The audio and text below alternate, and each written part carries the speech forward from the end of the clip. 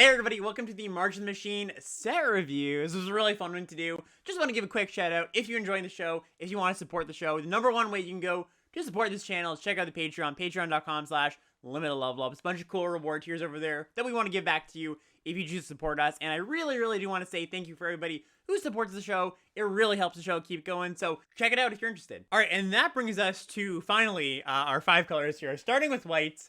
And once again, we're going in mana value order, starting with, in each color, we're going to go commons, mana value order, uncommons, mana value order, starting with Enduring Bond Warden. So this is a single white mana for an 0/1, and it's got backup 1, so we finally see a card with backup. And just 3 backup one more time. When this creature enters the battlefield, put a +1/+1 counter on target creature. Can target itself. If that's another creature, it gains the following ability until end of turn, and the ability is, when this creature dies, put its counters on target creature you control. Okay, so we got a 1 mana, 1/2 here that has counter synergies, and it's basically a better Star Pupil from Strixhaven, right? You can put the counter on something else. One of the awkward things with Star Pupil was like, all right, draw it in turn 5, and I guess I want to chump and then put, after that, put it on my flyer. You can just cast this, put the counter on your flyer, you have Chump Blocker. I think this card is quite a bit better than Star Pupil. What do you think? Yeah, this is a card that I started high on, and then I went kind of down on, and then I started coming back up on again. Yeah, me too. And the reason I started high on it is because anytime you have 1-drops in a set with Convoke, if they can basically all function as mana elves, they're all just going to be like incredible off the bat. And then you think about like that backup ability. Well, typically when you put the counter on something, it means you want to like grow your creature so that it doesn't die. So you're kind of like, you're not getting much for it, and then you're just left with this like 0/1 body, and I don't know what you're really doing with that. But I can see, like, if you have a battle that you're attacking, your opponent's really going to want to block. So if you just like play this, put the counter on something, attack, and they trade with it, and then you put the counter even like back on here, and then when this thing dies, the counter again goes somewhere else, you're starting to like do the thing pretty well. Yeah, it's And also, that's not to mention there's other backups. There's also incubator tokens. There's like all kinds of things that have other counters on them too. And also, I think one of the problems with Star Pupil was that, we when we first evaluated that card, we were like, oh, Silver Quill really cares about counters. It turned out it didn't really. Like, it was kind of a minor thing. And, maybe, sure, it could pan out that Greenwood doesn't actually care that much. But given the cards that are in the set, I do think actually being a 1-drop that comes in with a counter, is going to care about other cards' counters. Other cards are going to care about it. Also, a 1/2 body is like deceptively good for putting counters on it. Like if you go play this, you play something that puts a counter on it, like the 2/3 is pretty difficult to block early on. So I think this, this is a solid card, very modular, very interesting. It's modular both in, the sense of the English word and like the mechanic. Heyo! And yeah, I would give this one a C.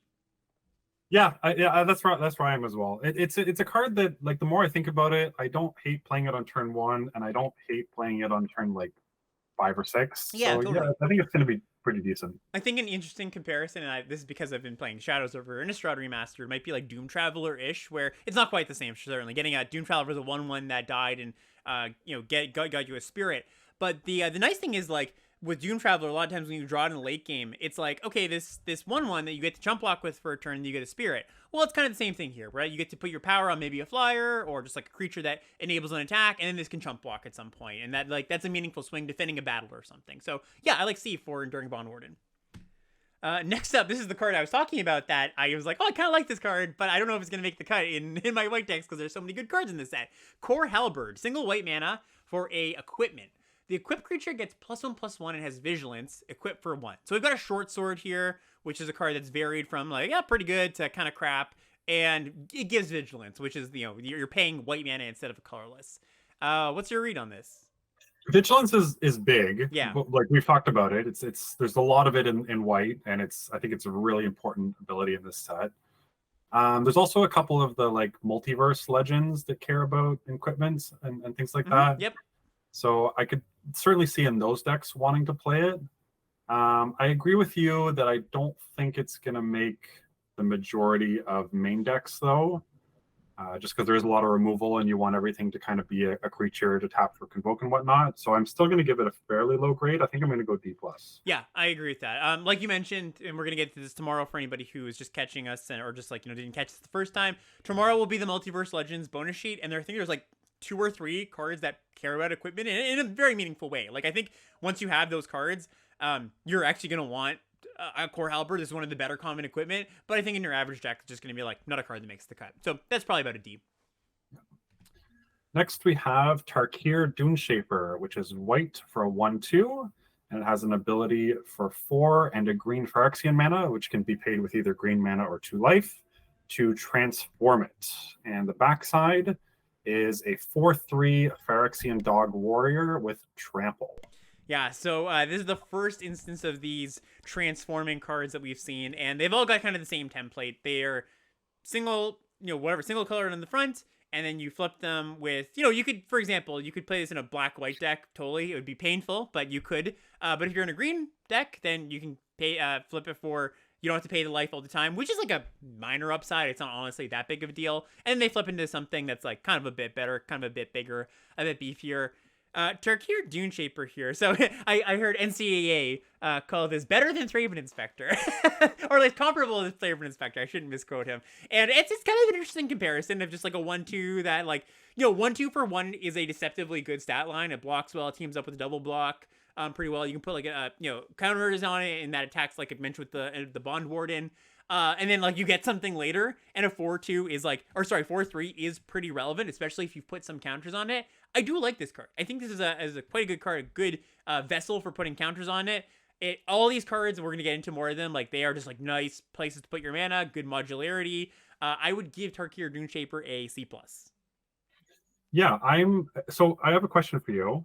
Is that C+ as a white common or as a white-green common? Ooh, that's a great question. Yeah, I guess we're getting really granular with these ratings. I would just say overall, because I think that, and it's going to be a bit of a, kind of thing to feel out, but I don't know how much the not being able to ever play green for this is going to matter that much. Like, yes, it's an upside, but I don't think the 2 life is going to be prohibitive. And I think a lot of times in your green-white deck, you're going to pay the Phyrexian mana too.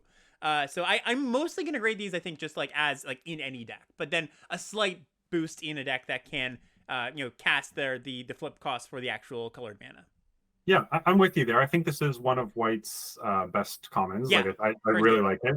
I am going to give it a C+ as well with, if I was in white-green, I think it moves into like the B- range. Yeah, no, I think so. Yeah, that's a great way of putting it. Next up, we've got Aerial Boost. So this is a white Convoke card. Also, one thing I wanted to mention is that, we talked about Convoke with the cheap white cards. Convoke is mostly a blue and red thing, but there are a few white cards, and here's one of them here. So Aerial Boost is a 1 and a white instant at common. It's got Convoke, and it says target creature gets +2/+2 and gains flying until end of turn. So we've got a Convoke combat trick, and we actually have a few of these, and Convoke combat tricks are really interesting because you can cast your combat trick when you're tapped out, which is something that you're, especially early in the format, you're probably going to get an opponent or two with this, just being like, why are they attacking the 3/3 into my 4/4? I don't understand that. And then you just get them with this. So this is a variant of cards we've seen before, just 2 mana +2/+2 flying. It's been fine. I think Convoke is a meaningful upside though. Yeah, there's a few commons that I think might not necessarily have the absolute best stats in the set, but I think they're really going to shape how the games play out.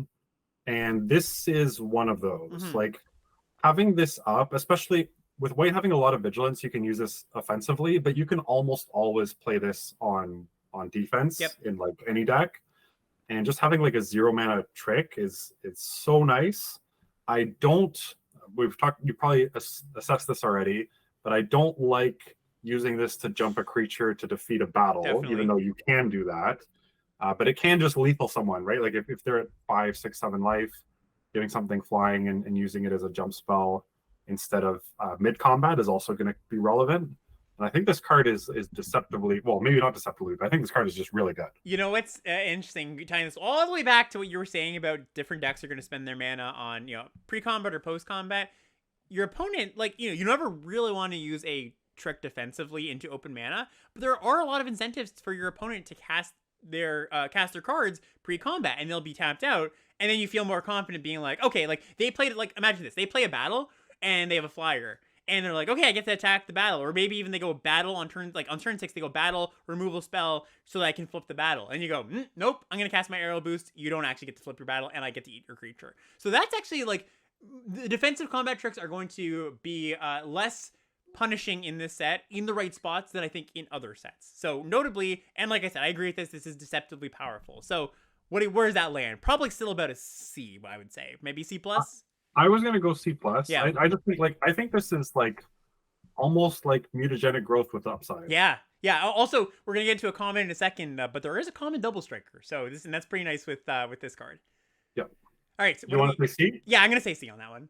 Okay. Next up, we got Alabaster Host Sanctifier. This is a card we've seen a lot of times with a bunch of different names. It is a Phyrexian though, so this is 1 and a white for a 2/2 lifelink, and these cards are just pretty good. These are good vessels for counters. We just, it doesn't even matter if you can put a counter on it. Just trading off with their 2 and gaining 2 life. We were talking about the kind of the hidden benefit of having a bit more life than you might have started with, or just like gaining life during the game this more options as the game goes on. And this does that on your 2-drop while wearing, playing well with tricks while wearing counters as well. So this I've seen this a bunch of times. Usually it's about a C+, maybe some formats a B-. I don't think this format's quite aggressive enough for me to bump it up. I'm just going to give it a C+. Yep, that's exactly what I would do too. And so, yeah, it's a pretty good thing to put like backup counters on. What do we have next? Next, we have Angelic Intervention, which is 1 and a white for an instant. Target creature or planeswalker you control gains protection from colorless or from the color of your choice until end of turn. If it's a creature, put a +1/+1 counter on it. And for those who don't know what protection is, it can't be blocked, targeted, dealt damaged, enchanted, or equipped by anything of that color. Yeah, debt for those. Maybe that was the acronym that when protection was more prevalent, that's what we always tell new players. DEBT is what it does, and this is a good effect. We've seen this effect kind of, we've seen this exact effect on Feat of Resistance before in multiple sets, and we also saw in Dominaria United, we saw the take up shield. And that card was similar to this, although a little bit different. Lifelink giving was a big deal. But protection is, if you're comparing this directly to Take Up Shield, which, by the way, for those who hadn't played with it, was this card's mana cost, instant, give the creature a counter, and it gets lifelink and indestructible. Protection is different, but not just worse than indestructible, because not only does it stop, bounce spells, but it also lets you go in for lethal damage. If they have all just black creatures, you go, okay, pro black, and I attack you. You can't block me. So it's just different, and these types of combat tricks generally are really, really good because they're so flexible and good in so many situations. Yeah, I was just going to go B- on this. That's exactly what I was going to get. Yeah. I would be surprised if this one bucked the trend, because all the other times we've seen this effect, it's been good. And it's kind of funny, the protection to planeswalker from planeswalkers, or sorry, giving your planeswalker protection. That word is kind of funny, and it's not going to come up much, but just do note it when you do have a planeswalker. And there's going to be so many creature combats too with people attacking battles. You're always going to have a chance to use this. Yeah, I think this is going to be just like such a combat-centric set in a lot of games. Like, not every single game is going to be about combat, but the games are is going to be like very interesting combat decisions. All right, next up, what do we have?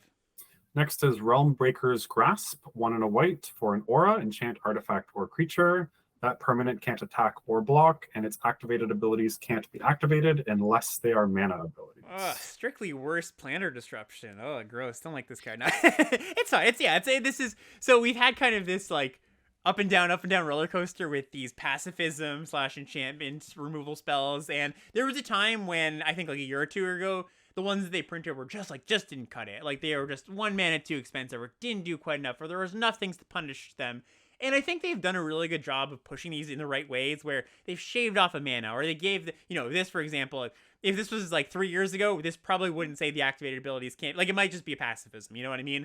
And I think that means that it goes from, hey, kind of passable removal spell to, solid removal spell. I think you're going to play this and draft this, and I think it's a C+. Yep, that's what I have it as well. Great.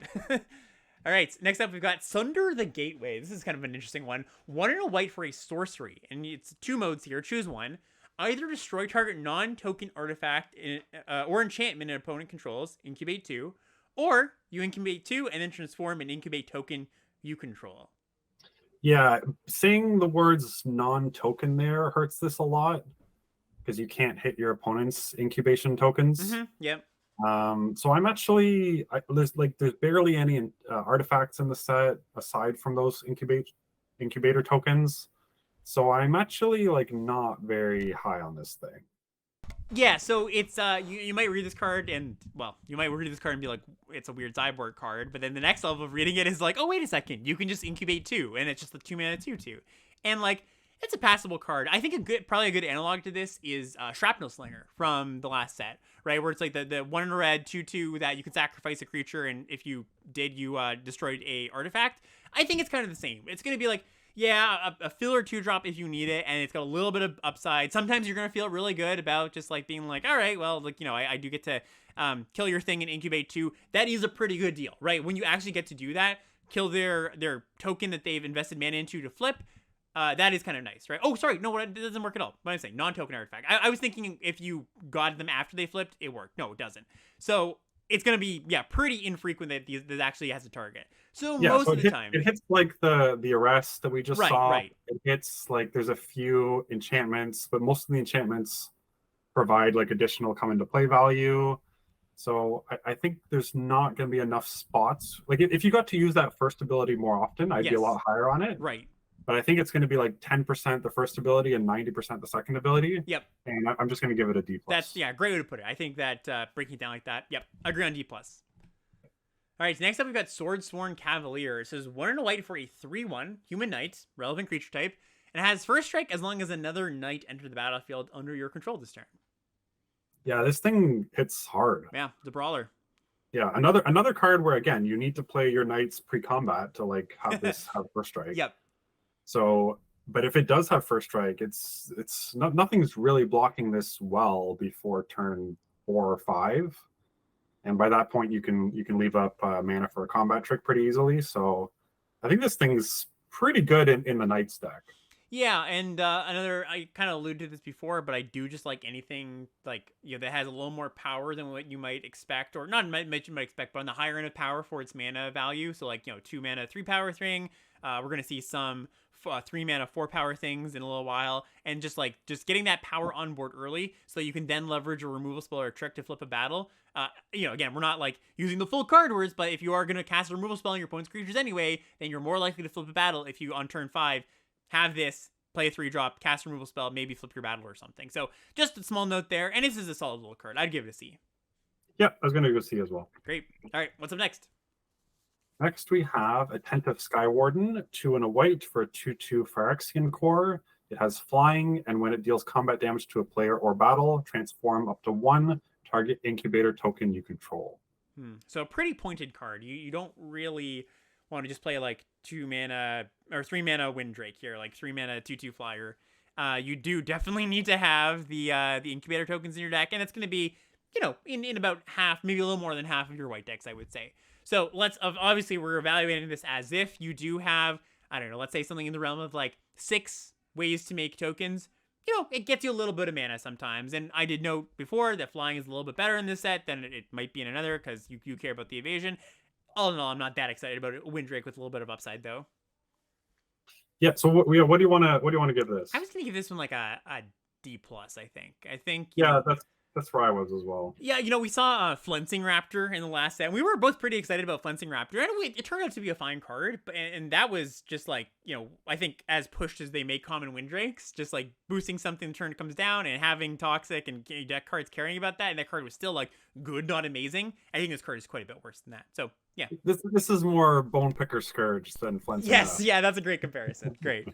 Yeah, these Phyrexians and their Windrakes, man. They that's their tool of choice. All right, this next one here, Cut Short, 2 and a white for an instant. It's got Convoke, and it says destroy target planeswalker that activated its ability this turn, or tapped creature. So it's your classic white kill a tapped creature spell. So this is the exact, you know how you talked about, oh, like the white decks are aggressive, you know, the knights and white red and everything is going to be so aggressive. These are the cards that I'm looking forward to wheeling. Yeah. And I think these cards can be, again, really good, because anytime you have a free effect like this, potentially, it's just so much blow potential. So between this, the +2/+2 and flying that we saw, and then there's also a blue common that's not free, but it only costs 1 if it's targeting an attacking creature. Those 3 cards are kind of like the trifecta of like punish, tap out, attacking decks, right? And if you just kind of like picture a curve, I think the blue one's the best out of the 3. But if you picture a curve where your opponent, plays a creature, and the next turn they play a battle and attack, and then you're able to do this for 1 or 2 mana and just like get their creature out of the way, and have them sitting on the board with just a battle that's not doing anything for them, it's going to feel like such a blowout that I think this card is going to be a card that I play a lot more than the average arena player. Yeah, I do want to really highlight that you're talking about like specific types of deck. Like this does not go in your white aggro deck. Like you should absolutely never play this card in your white aggro deck. It doesn't help you push damage. Waiting to kill attack. Like if they're attacking you, not always that means you're in a bad spot, but it means that like you can't use a removal spell proactively. That's just a nightmare for an aggressive deck. So you want to be in a very specific deck. Expel from Strixhaven was a really good example of this, where that card was really quite bad in most white aggressive decks. Maybe if you had a lot of flyers, it got a little bit better. But in your like Lorehold control, or like your blue-white controlling decks or something, like you're an off-colored school deck, there was a really good wheel, and like you said, you get it for free a lot of the time. This is going to be a card people take really early at the beginning of the format. I can guarantee. People are going to be like, ooh, that's kind of cool. And it's just not going to go in most decks. Do you worry about the prevalence of Vigilance in this set, making this card meaningfully worse? Yeah, I'll admit it's something I hadn't considered. And it does make it worse. But most of the creatures with Vigilance are not huge, right? Like they're like 2/2, 3/3 sized creatures. There's a lot of Vigilance, so maybe you're right about this, but I still expect to play. Like I played a lot of Expels, even though it didn't have very good stats in Strixhaven, and I think I'm probably going to give this a rating that's not reflective of how good it's going to be on Arena at the end of the day. But I like this card a lot. What do you want to give it? Well, okay, I'll be responsible. I'll give it like a C-, but I'm going to play it. Give it, what's the mark grade? What's the if like in the decks it belongs in? I think that's a good way to, like, we've already given the caveats of you shouldn't play this in most of your white aggro decks, but what's when this is good, it's good. Yeah, well, so the thing about giving it a higher grade is it's not like I'm gonna pick them higher anyways. So it like giving it a higher grade doesn't really do anything for our spreadsheet or whatever. Well, no, but it highlights what you think, how good the card is in a deck that it belongs to. And I agree, you don't have to pick it early, but I think it does definitely. I think informing what the power level of the card at ceiling is useful still. Yeah, so I like it enough that I don't think there's a realistic number I'll draft where I start cutting any of them. Right, gotcha. Okay. So like if I get like 4 or 5 of these, I'd probably just play all of them. Yeah, I think I'm a little bit lower on it. Like I do think that the Vigilance thing is going to bite you some amount of the time, but I agree totally with everything that you said, right? So, and this is, yeah, when you look on the stats in 17 lands, this card's not going to be performing very well, especially in that first week, because people are going to put this card in their deck when they shouldn't. But if you're careful about it, it's going to have a place. So right. What do you? I'll give it a C-. Where do you want to land on? Yeah, I was gonna give this like build around or synergy, whatever you call it, like C basically. And I think you shouldn't play it if you're not in the deck that wants it. All right. Next up here. So here's the one I mentioned before. Kithkin Billy Rider. Great name too. 3 mana, 2 and a white for a 1/3 double strike. So the idea here is backup, of course. It's a really good vessel for your backup creatures, but also good for your counters in your green-white deck. Kind of plays double duty there. It's also a knight for your blue-white deck, so kind of a lot of little different crossovers here. We saw the was it Raging Redcap, or that wasn't the name. It was from Strixhaven. We've been making a lot of Strixhaven comparisons today. Twin Scroll Shaman. That's it. Twin Scroll Shaman. That's what. How dare you? That was a 1/2, and 1/2 gets gotten by like shock effects and stuff, and 1/3 is meaningfully different, especially because in combat they can't like double block it and just like win. Like double strikers are difficult and scary to block, but I think a good player knows when to double block a double striker, and this one's going to be a little bit tougher because that third toughness does mean that like you pick off their first blocker and their second thing doesn't have 3 power, and more likely it's going to get in. That's all the good things about the card. How good is it just in general, though? I think is the question. Because Twin Scroll Shaman was a contextual card where you wanted a deck for it.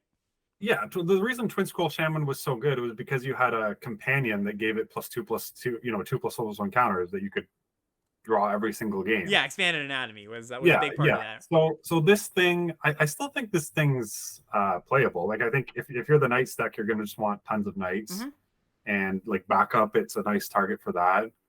I still think it's decent. I want to give it like a C. I like this a little bit better. The thing I really like about this card is, unlike a 1/2, this comes down and it stops the 2/2s from attacking, right? Or the and it can 3/1. attack, and it can attack into 2/2s. And this is the like I want to come up with a name for it or something, but like this is the concept that I've been highlighting in the past few sets, and Phyrexia kind of like this concept came to a head. Things that come down and stop your opponent from attacking, and then you can attack back for a lot. Those have massively overperformed. Like think of Bladehold War Whip. That's not that this card is not that card, but that's exactly why that card was so good, among other reasons. It came down, your opponents couldn't attack into it, and then you hit back so hard. So I think that third point in toughness really, really matters, and I want to give this one a C+. I'm not going to go into the B range. I could see it, but I do want to give it the credit I think it deserves. Okay. Cool. All right, what's up next? Next is Scroll Shift, 2 and a white for an instant. Exile up to 1 target artifact, creature, or enchantment you control. Then return it to the battlefield under its owner's control and draw a card. So, there's you can flip your battles back if that's something that, like, I don't think you want to do that because usually the backside of your battles are better than the front side. But, like, you could do that. We've seen this effect before. 3 mana, blink something, draw a card. It's always going to be kind of a filler effect, even in decks that, like Kaladesh had this, where it was like the blue-white blink deck, and I think, this exact card, except it had, it could only target creatures, I'm pretty sure. And it was still fine. It's nice to be able to blow out a removal spell, but you can't keep up 3 mana. This card is more cool than good. I think it's kind of the way I would put it. You imagine a lot of situations where, like, oh, like I save my thing from removal, or I get to, I get to blink something really, really good. It's true, it can happen, but a lot of the games either, your opponent has mana up, and you're like, well, I can't just blink my value creature here because they have mana up, or like you just can't hold up the mana if you're trying to blow out a removal spell. I think this card is aspirational, but not a great card. Okay, so what do you want to give it before I give my I was going to give it a D. I was just going to give it a D. Maybe D+. I probably gave it some credence, but I think people are going to overrate this one a decent amount. Okay, I was going to say C- on this. Okay. The fact that, there is both white and blue enchantments that lock things down, which it frees, but also there's a whole cycle of enchantments that have a high incubate count, and even a couple creatures that do as well. True. And resetting one of those is going to feel pretty good on something like this. And it's risk free, right? They're not going to kill your enchantment in response to you very often. That's what I was going to say. It's really hard to get blown out in that circumstance. So I was going to say C-, and I think I'll stick there. Okay, yeah, totally. I could see this varying based on many factors, but I'll stick with my D+. All right, next up we've got Sigiled Sentinel. This is 2 and a white for a 2/2 backup 1 with Vigilance. So that's kind of nicely statted. 3/3 Vigilance, and you can put the counter somewhere else if you like. Yeah, solid little card. Yeah, there's just so much Vigilance in this set. I'm worried. On. Yeah, my cut short dreams they made me cut short, but we'll see. Yeah, you're gonna wind back your take a little bit. Yeah, this. No. It's too late now. It's in the books. This is a C, right? C, maybe C. Would you give it a C+? I would just give this a C. Solid card. I'm just gonna give this a C. Yeah. This is a trigger, so like there's like a black -2/-2. If you want to put the counter on this, you will be able to kill it in response. Like backup does target. Yeah, decent stats. One of the things I will note is that this is one of the better. Like there's a lot of 4 mana and 3 mana backup creatures, and mostly 4 mana, and I think the 3 mana ones are slightly understated for what you'd want, and this is one of them better 3 mana ones. So this might overperform just because it's like the thing you want on 3 in your decks that care about counters or backup. So just something to note. And yeah, like the +1/+1 counter synergies. You know what? I've talked myself up. I'm actually gonna go C+ on this. I think this card is gonna actually be like a nice like glue card for a lot of decks, and has the stats behind it to back it up. So yeah. Yeah, I believe both the white-red and the white-green uncommon signposts really want this card. Totally. So yeah, I could see that. All right, next up, one of these 4 mana cards. We got Bola Slinger. So this is 3 and a white for a 2/2 cat soldier. I read that because it's a relevant creature type, and I'm gonna mention something in a second. Backup 1. Whenever this creature attacks, tap target artifact or creature an opponent controls. So 4 mana 2/2, backup 1. So you're getting three worth of stats. You get the tap ability, and I mentioned it because this is obviously a callback to Leonin Bolin. It's a cat and it's got a bola. Oh yeah, that's right. Yeah. Well, that's the whole thing about this thing, right? It's like all these planes where Yeah. old cards are popping up again. Yeah, all these callbacks. Future Starts 2.0. So we've seen like 4 mana 3/3 when it attacks, tap something down, and that's been a good card. That's just like a solid card. It was in a core set a few years ago. It's a little bit lower power, but you're pretty happy with that. And the upgrade of being able to like have this come down, immediately have that haste ability, I think it's a meaningful upside. We've actually seen a notable lack of these cards being good in the past few years. Like usually they're like one of the most notable ones we saw was like Territorial Hammerskull, which was a 3 mana 2/3, and that was a monster because that like 3 mana 2/3 with this ability, your opponent just like couldn't block starting on turn 4 basically. And having that kind of be true with this one is also, kind of nice. The versions of this we've seen in the past few years that they've really tuned them down. I think they're tuned them back up to be like, okay, this one, little bit, we're giving you a little bit of a bonus. So I like this card quite a bit. Well, so Goblin Heel Cutter, to really go back, was great. But then since then, Plasma Jockey was like, okay. Yeah, it was whatever. And then in Shadows Remastered, the 3/2 Fiend Binder or whatever was pretty bad. Yeah. And then there's the Disrupting Geist or whatever from Crimson Vow, like 2/1 for 3. Yeah, that thing was pretty bad. And then even like it's not exactly comparable, but the red thing that required oil counters in the last set was like really bad.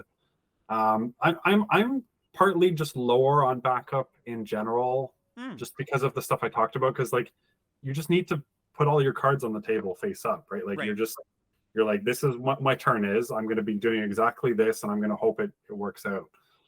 But I really don't know where to land on this one, to be honest. I was gonna give it a C+.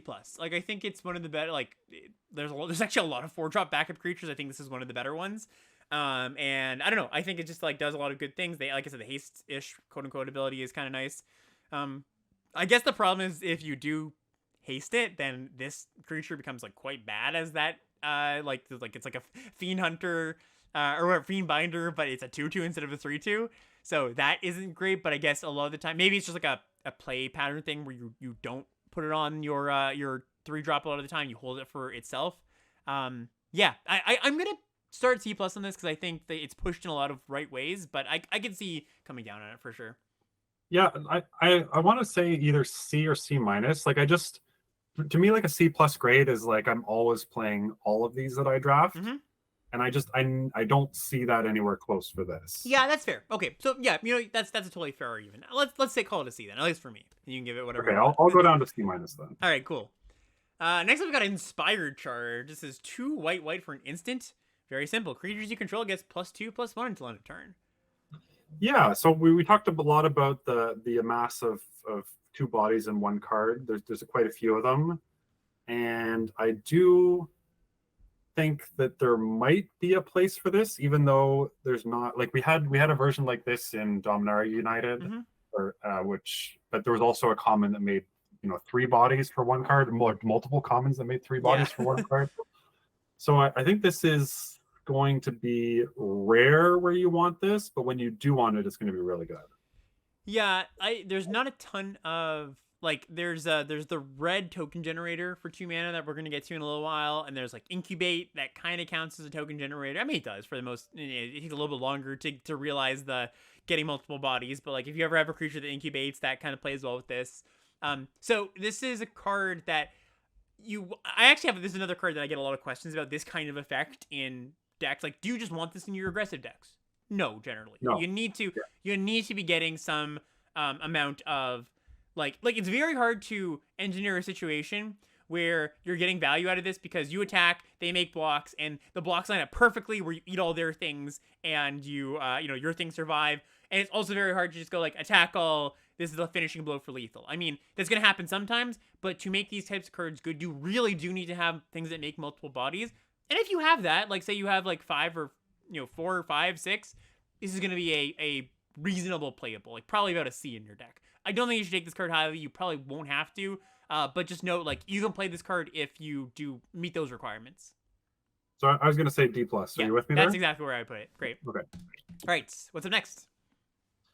Next, we have Knight of the New Coalition, which is the card we kind of just alluded to. 3 and a white for a 2/2 Vigilance that makes another 2/2 Vigilance. Love it. Yeah, this card's good.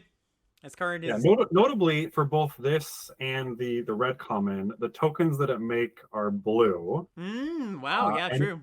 And if you get enough of them with blue having convoke spells, you can splash. If you get like 3 or 4 of these, yeah, you can just splash single pip convoke cards. That's super interesting. Yeah, that's kind of funny. I wonder if that's actually going to come up.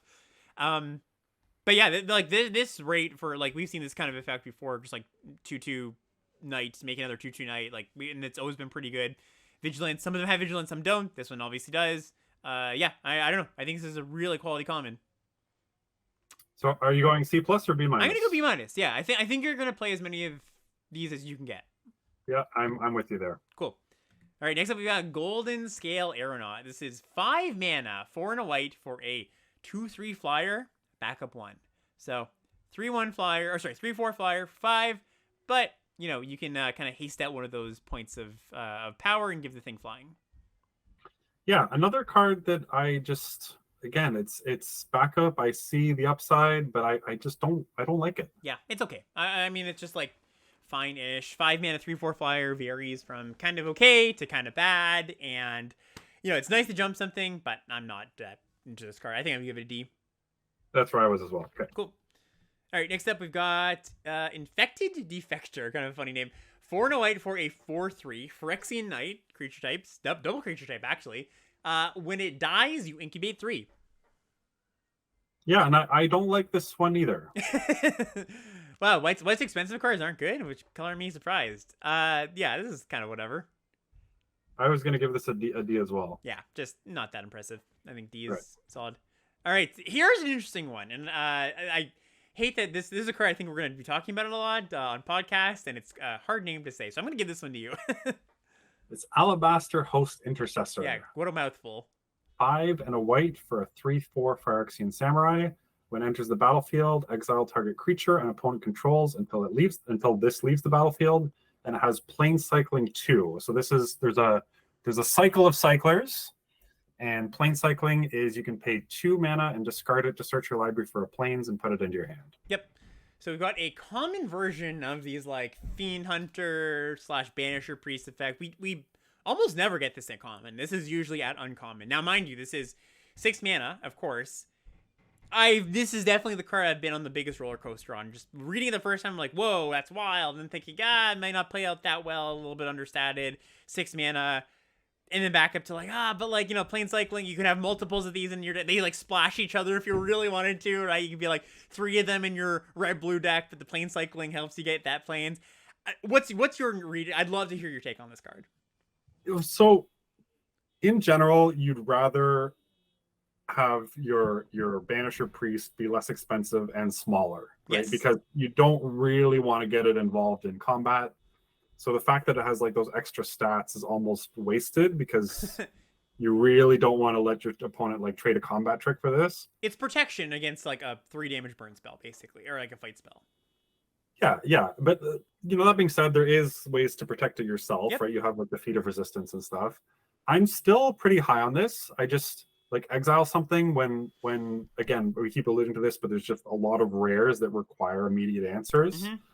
And I think not all white decks are going to want this, because if you're super low to the ground, well, even then, like it gets rid of a blocker. Yeah. But in the decks I draft, this goes well with with the cut short or whatever it hip is. charts. Yeah. I want all of these things. Yeah. Also, I think this card's pretty good. So also notably, one of the best things to do with like Annex Entry in the last set was nab a Formiridan token, right? You're just like you play if your opponent plays a Formiridan thing, and you're like, and they go Annex Entry killed the token, and you're like, oh, that's really painful. And there are incubate tokens, so if you can nabbing a token with this that they've spent mana like into flipping, and that's probably what you're gonna want to do if you have the option to. I mean, it's gonna be some situations where you gotta nab something else, but if you can mitigate the risk on this, it's nice.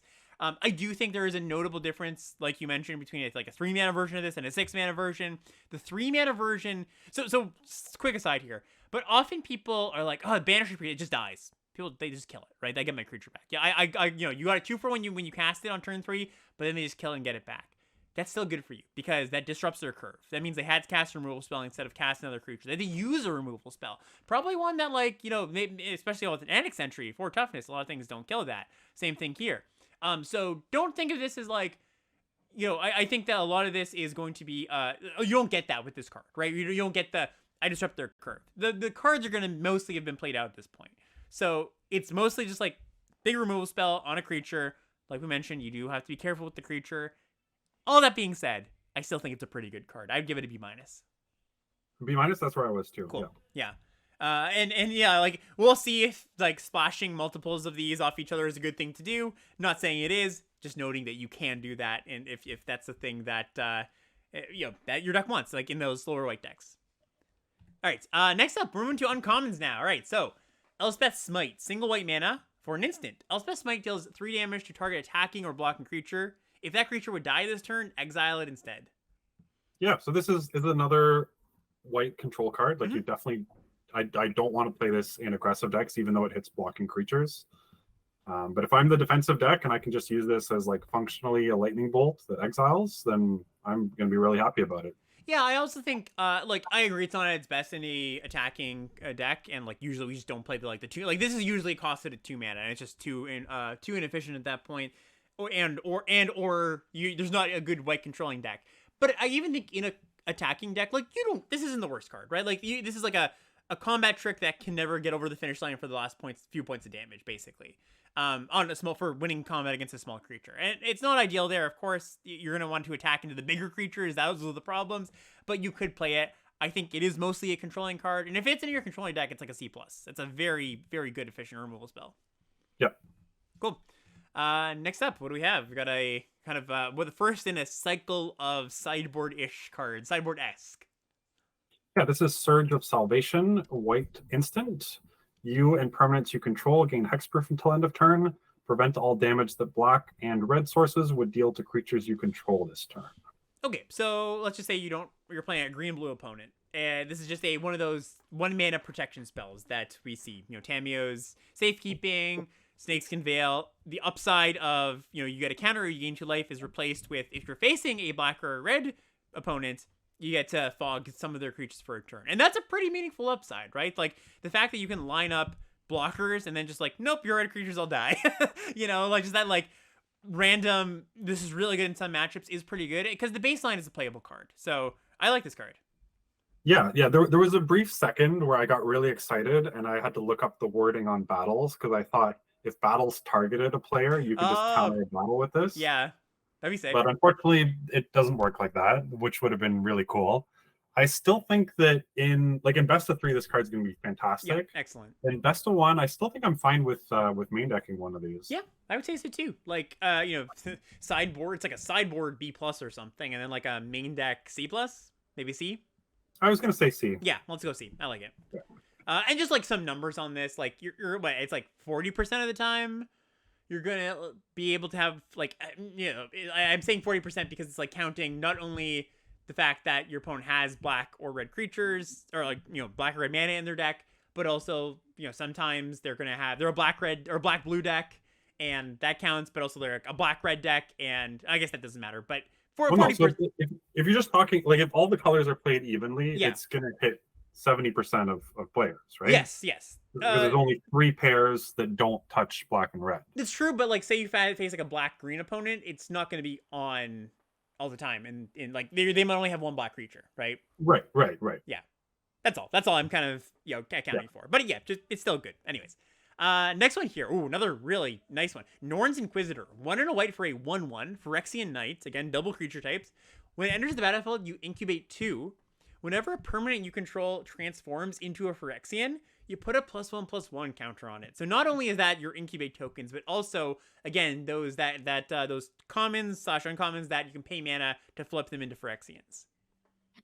Yeah, so this is just that that 3/3 +1/1, whatever Cathar that was from Midnight Hunt or Oh, whatever. like Shimmy Rabble without haste, basically.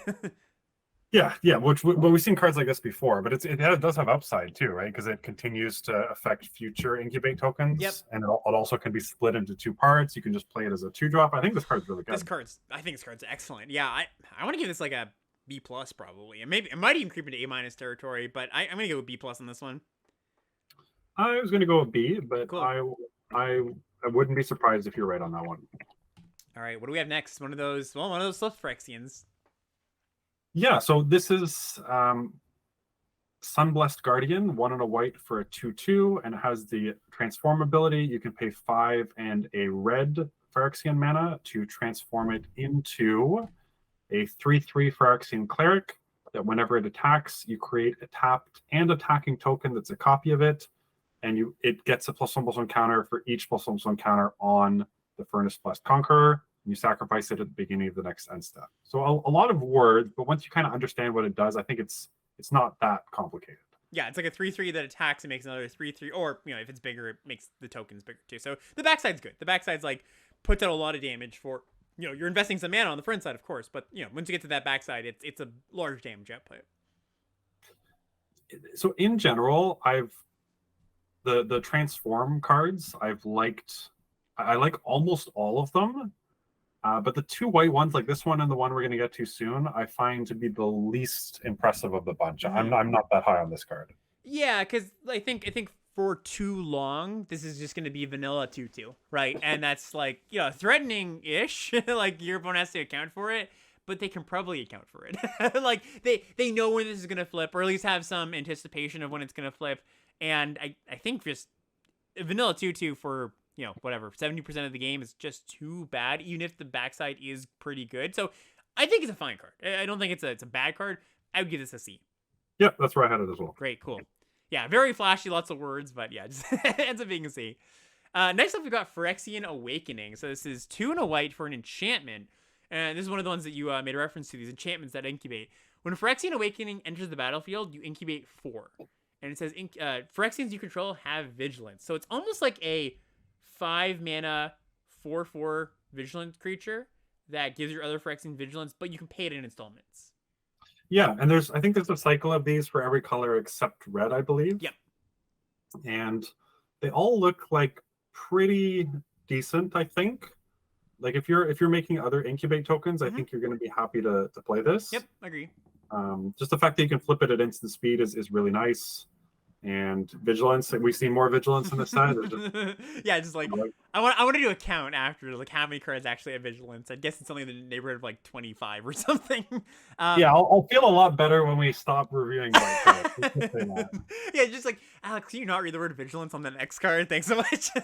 Yeah, this is I would call this solid. Like I don't think this is fantastic by any means. You're gonna want to play it in your Phyrexian decks.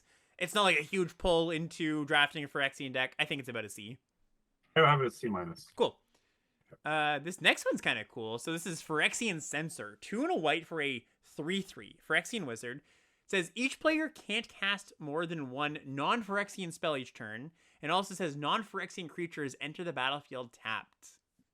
Yeah, this is going to cause some real headaches and a lot of misplays. Yeah, definitely. You're going to have a lot of the opponent just like staring, going, wait, what? Why can't I cast? Submitting the bug report as you're just waiting there, the clock ticking down. Like, why can't I cast my spell?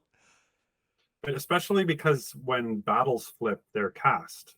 Oh, that's true. Wow. Yeah, I didn't even consider that. Wow. Huh. So if your opponent plays the front side of a battle, attacks, and you just like, sure, I'll let it flip.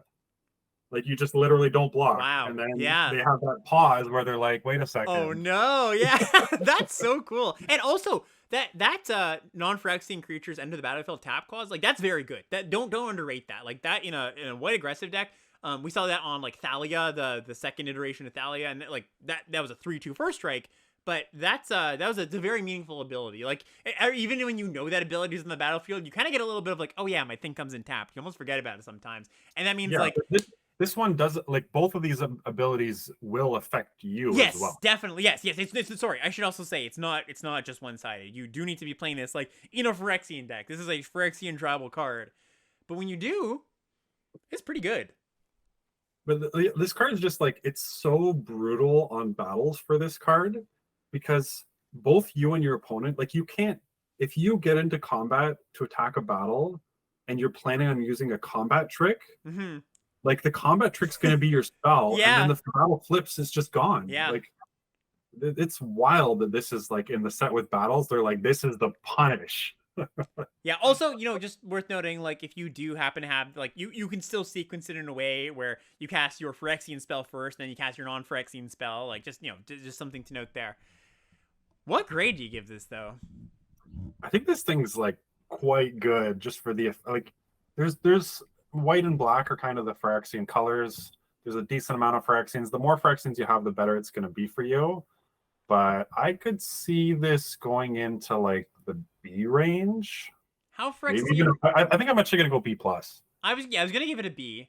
How Phyrexian light do you have to play to not play this card? Like, say you're like a white green deck, and your green cards happen to be like, not all Phyrexians, but like let's just give you some numbers here.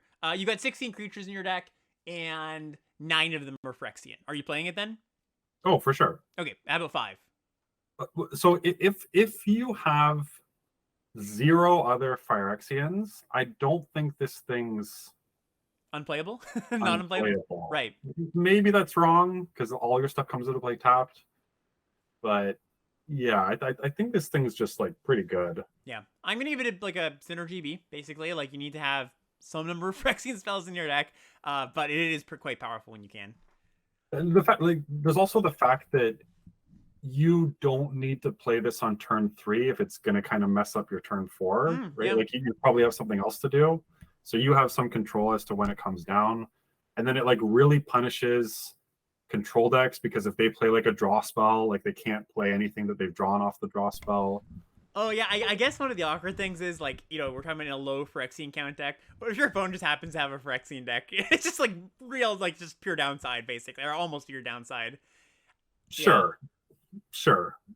Even then, it's like, it's a 3-mana 3/3. I'm sure you can trade it off in combat. Sure, yeah. Like, all right, but yeah. sure. Okay, Cool I'll join you on. I'll join you on a B instead of a B plus. Sounds good. What's up next?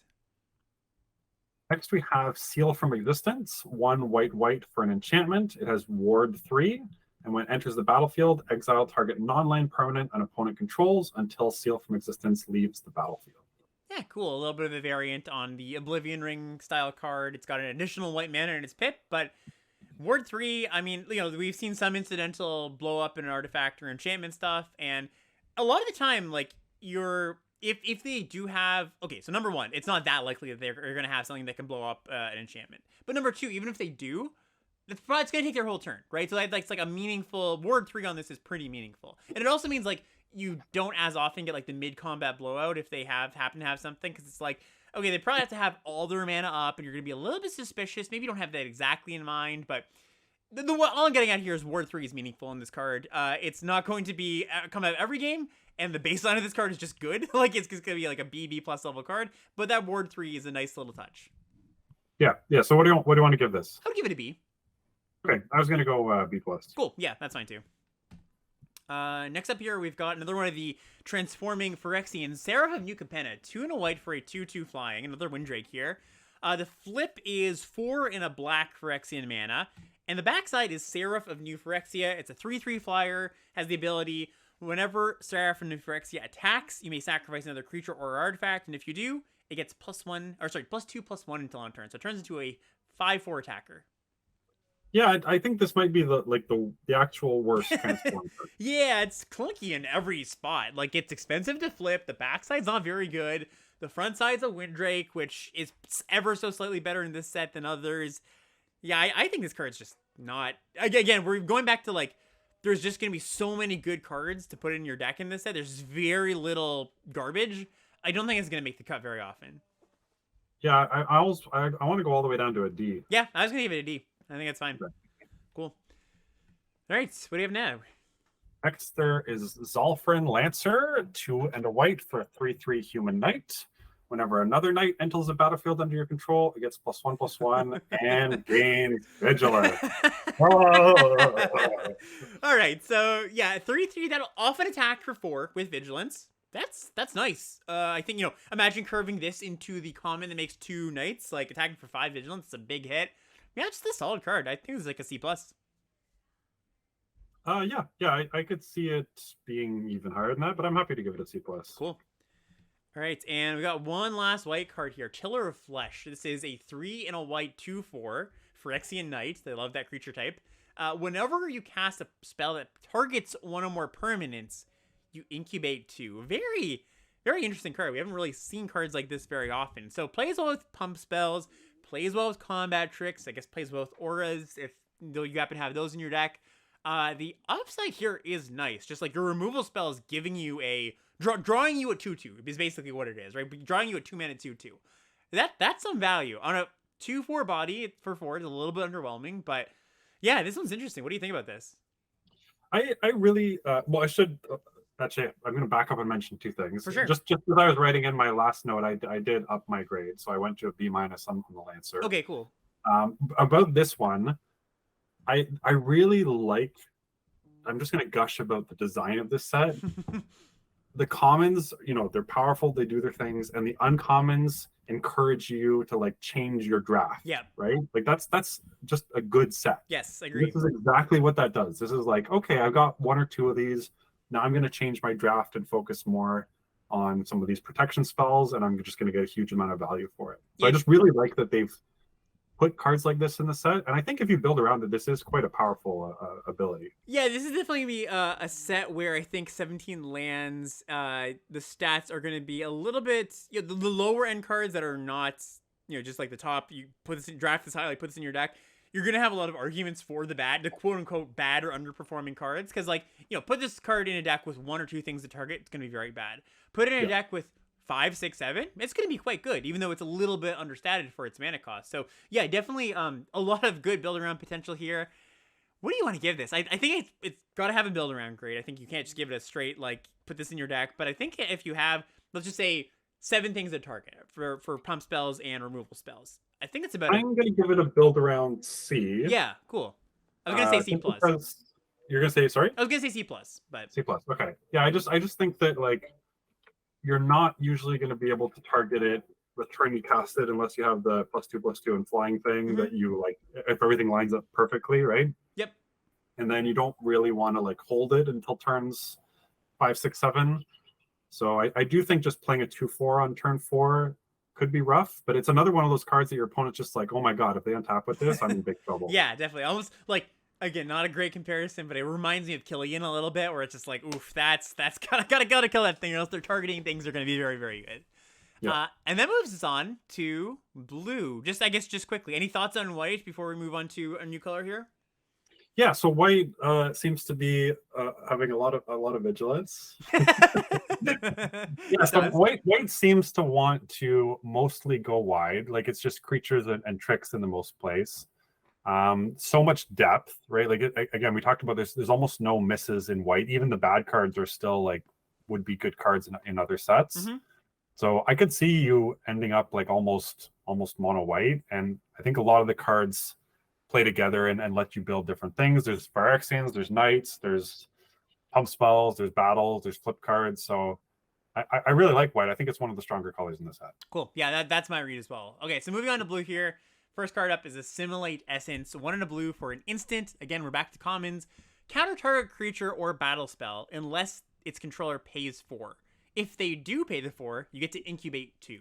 So a bit of a variant on like a mana leak, or there's Essence Scatter, I think was, or Essence Ray. What was that called? Scatter Ray. Scatter Ray. That's it. All the words mixed up. But yeah, and this, I don't think this card is particularly good. Like we've definitely, I remember having some hope that Scatter Ray was going to be decent, and in blue in that set there was like I won't say like a lot of instance to play with the counter spell, but there was a decent amount, and I think the set has like a few less, and I also think blue is pretty creature oriented in this set. We're very much getting on board with Convoke and wanting to attack battles. It's a nice little bonus where it's like, hey, if it doesn't work, it's not a dead card. I don't think that if they do, you incubate 2 really matters that much. So I'm going to give this a D. Okay. Yeah, it's definitely worse than Essence Scatter because you're basically giving your opponent the choice. Yes, it's not just straight up counter a thing. it's definitely worse. Or it's better than Scatter Ray because it has upside. Right. And Scatter Ray in Dominaria suffered because partly it's that often on turn 2 people would play like refractors or elsewhere flasks or something that was a non-creature, Mm-hmm. and then later on there was Well, that could counter artifacts Unearth. too, right? Oh, did it? I Maybe think so. yeah, you're right, it Yeah, yeah, I did. think it Yeah, did. Yeah. there's also Unearth punished it quite a Yes, bit. it did. I think that I'm going to be higher on this than you are. Like D plus is pretty low. There's enough things. Most of the we keep talking about the rares. I've looked at the rares quite a bit. Most of the rares that you care about are creatures, Right. and most of them are on the more expensive side too. Mm-hmm.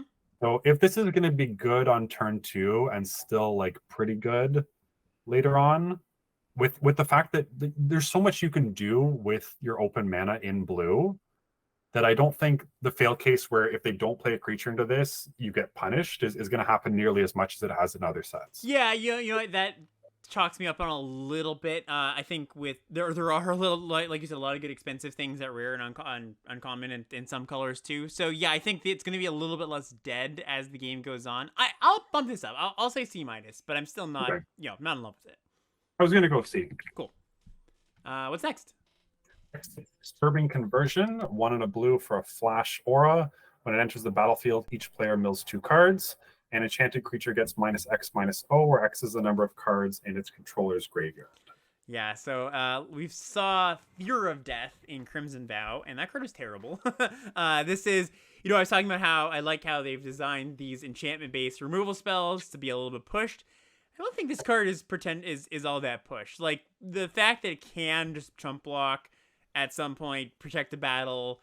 Flash is nice. Flash is a nice upgrade compared to Fear of Death. And there is the milling, you care about milling your opponent. I don't think this card is something I'm that interested in, though, still. I think the fact that it leaves something around that can block is still pretty bad. Not only can block, but can continue to convoke. And yeah, I'm on a D for this. Yep, I agree with that. All right, we've got Expedition Lookout now. It says 1 and a blue for a 2/3 defender, and it says as long as the opponent has 8 or more cards in the graveyard, so that's that rider for the blue and black archetype, Expedition Lookout can attack as though it didn't have defender and it can't be blocked. So 2/3 defender early, 2/3 unblockable later. Yeah, any cheap creature in blue is going to get a little bit of my attention just because convoking is makes this into like a mana dude essentially. So I don't think it's as bad as it looks. Still don't think it's great though. I want to give it maybe like D plus. Yeah, and these there is also if you think about all of these cards that are like these defenders early or maybe not very good attackers and they eventually upgrade in blue. Like there was Icarus Synthesizer in the last set. There was Vortex Runner in Strixhaven. There's the backup agent in Streets of New Capenna. They always underperform. Like basically, like you said, there's definitely some upside of a cheap blue thing in this set, but they're not impactful enough for the early parts of the game, even if you want to defend, because they don't quite defend in the right way. Like they don't block everything very well. And then when they do turn on, I mean they're relevant, but not enough to make up for the irrelevance isn't the right word, but the lack of relevance in the early game. So I'm going to give this a D+, but I'm not... I don't expect this to be that much better than any other variant we've seen of this. All right. There's Moment of Truth, 1 and a blue for an instant. Look at the top 3 cards of your library. 1 goes in your hand, 1 in your graveyard, and 1 on the bottom. Yeah, slightly better anticipate, basically, right? Instead of you put one of them into the graveyard. Yeah, I mean, so is there any reason to particularly like anticipate in this set?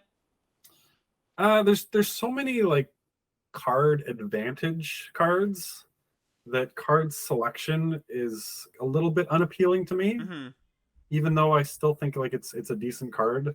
I am kind of leaning towards putting this at a C-.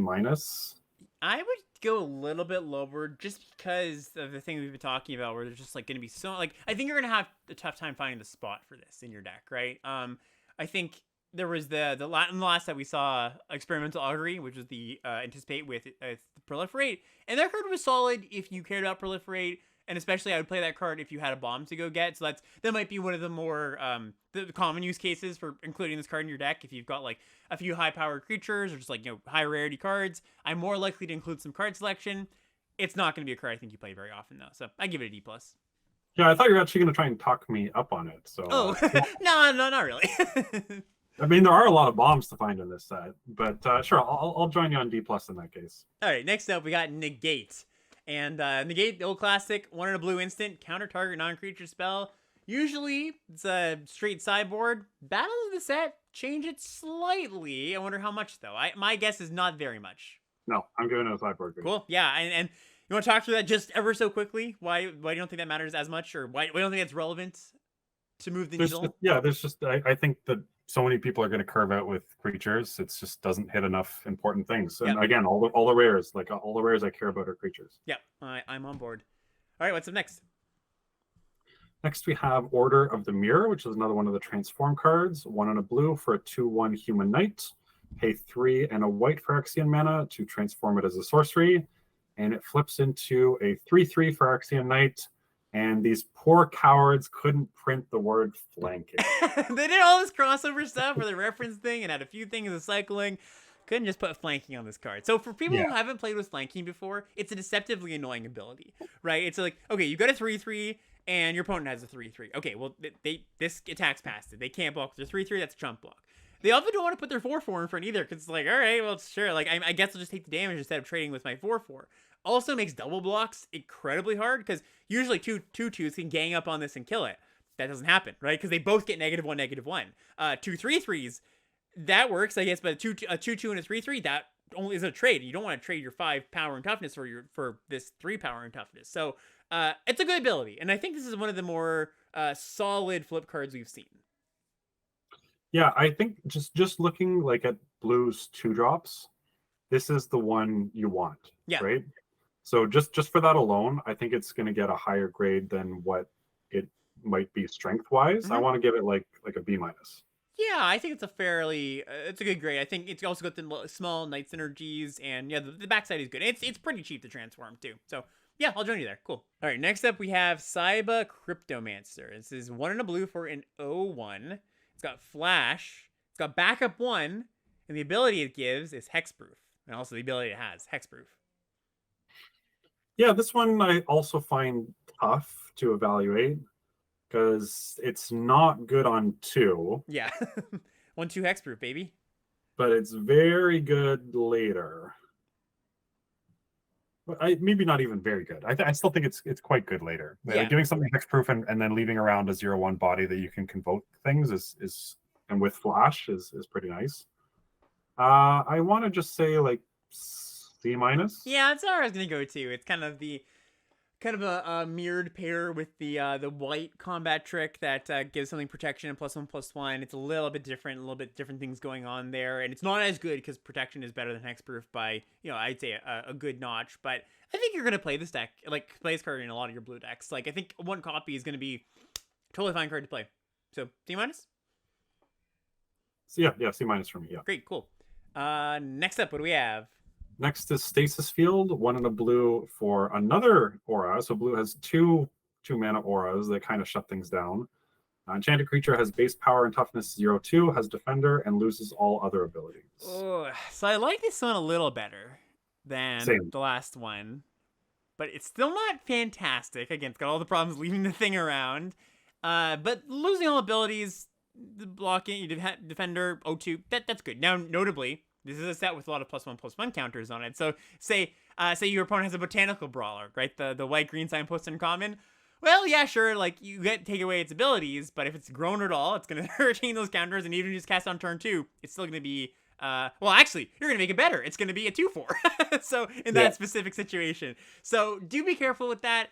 I still think this is not a very good card. I think blue's probably gonna look through other cards or other colors for its interaction. I'm gonna give this one a D. I gave the last one a D. I'm going to give this one a D+. Yeah, just make that distinction. Yeah, I like that. I'll join you there. Yeah, there's spots where you're going to kind of have to play this, and you won't be like too upset about it. Okay, next up, Zolfirian Shapecraft. 1 in a blue for an instant. Target creature has base power and toughness 4/3 until end of turn, and you draw a card. So another variant of Suit Up, Majestic Metamorphosis. What do we think about this one? 2 mana is big. That's big. And then it's great with the incubator tokens too. Ooh, true. Yeah, that's a great point. Yeah, so I think this card's really good. Yeah, this is gonna be like one of the, you know, we've seen, what was I think the last one we saw, the last version of this deck was like solid but not amazing. I'm trying to remember what the last one was. Uh and I think this is probably gonna be about as good as like Metamorphosis or Suda. Maybe a slightly worse because there's no like ninjas and there's no like making the thing flying was big, but 2 mana is also pretty big. I would give this just a C plus. Yeah, I think I'll join you there. It is, these cards are better the smaller the creatures you have, Yeah. and there's not like a ton of tiny creatures that you're going to want to play in blue. Like there's no 1-drops at common, and the 2-drops or there's basically only one of them. So that's the thing stopping me from putting it into the B range, but I think it's still very good. Oh, interesting. I'm not sure if the other versions of this card had this, but chat's pointing out this says it doesn't say target creature you control. So sometimes you're gonna turn your opponent's thing into a 3 toughness creature. Like it's not gonna come up a lot, but just note that is a thing. You can kill her 5/5 with this plus like red 3 damage burn spell or something. So something to note. Couldn't the other ones also target opponents' things? Maybe it could, maybe they could, but I guess giving them 5 toughness and 4 toughness was gonna be a lot. It's a lot less relevant, right? Like 3 toughness is like yeah, sure. All right. Sure. All right. Here's one that you mentioned before. What's up next? Oh, I'm gonna make a bold claim. Ooh, I like this. And say that this is going to be my most drafted common. Ooh, okay, cool. So what's it? What's going on here? This is, as far as dispersal, 2 and a blue for an instant, costs 2 less to cast if it targets an attacking creature, return target creature to its owner's hand, and surveil 2, which means you can look at the top 2 cards of your library, put any of them into your graveyard, and the rest on top of your library in any order. Mm-hmm. So I think this is maybe a good way to frame, you know, you've been talking about like some of these more defensive cards, and I actually got this question earlier of like, do you think backup is less impressive than it looks, or a trap maybe not quite that strong, but do you feel, and this is kind of like an early take, that the more defensive, slower decks are going to outperform the more aggressive decks, or do you think it's like a good balance? You know, we've been talking some of what the push and pull might be there, but do you have a read on that? Well, just like so many of the curves that you picture kind of like fall apart into the face of this thing. Right. And costing basically 1 mana because your opponent's going to be attacking you a lot of the time. Even if this didn't cost 1 mana, it's not a bad card. No, right? Like, yeah. Return something to its owner. Surveil 2 is almost like draw cards. You're almost getting a repulse on the face value. Mm-hmm. You can also target something of yours, like if you're attacking and you want to like reset a creature, you know, bounce your thing, surveil 2, and replay the creature post combat. You can even do it after damage if you want to get like super fancy. There's so many things you can do with this, but I'm just picturing all the times when my opponent, you know, they play their creature and then they play their battle and then they attack into the battle and I just cast this and like their board is just left empty and they're so far behind on tempo for the cost of 1 mana, and I've got to set up my next couple turns worth of draws. So I think this card is really good in controlling decks. I think it's playable in aggressive decks, but not great. And I think that, you know, if you're leaning more on the control side, you're going to want as many of these as you can get. Yeah, and when I was thinking about this card, looking at the set, I went, okay, so how good is Bounce Spell in this set? Well, Bounce Spells are really good when there is a lack of enter the battlefield effects, and there is, I won't say a lack of them, but battles take up some of that space. And also when there's tokens, and we've got that, we've got Bouncing Phyrexian tokens, just nabbing one of those is nice.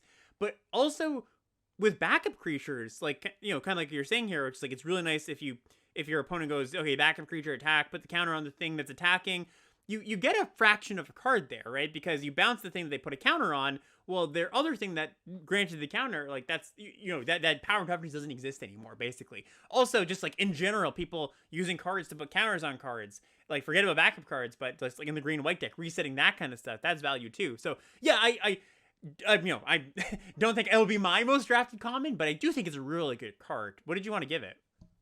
I want to give it just like a bold B-. Oh, okay, I like it. I was gonna go C+, but I like the bold B-. I'll say C+, but yeah, I can. Yeah, it's good against backup. It's good against tokens. It's good against battles. It's just like it's good against transform creatures, right? Like if they like sink a bunch of mana into transform them and flip it. there's so many spots when this gets you so much tempo, and it just gives you all the time in the world to play your like slower draw spells. And Man, yeah, that's a huge tempo blowout. Yeah, they like flip their 5 mana, pay 2 life thing and attack you. Yeah, that's huge. All right, yeah, I'm hyped for this card. Let's go to the next one here, and this one's been getting a lot of chat too amongst the limited discords. Eyes of Gitaxias, 2 and a blue for a sorcery. Incubate 3, draw a card. I like it. I mean, it's card advantage. I think this is a control format. I'm excited to try and card advantage people out. Mm-hmm.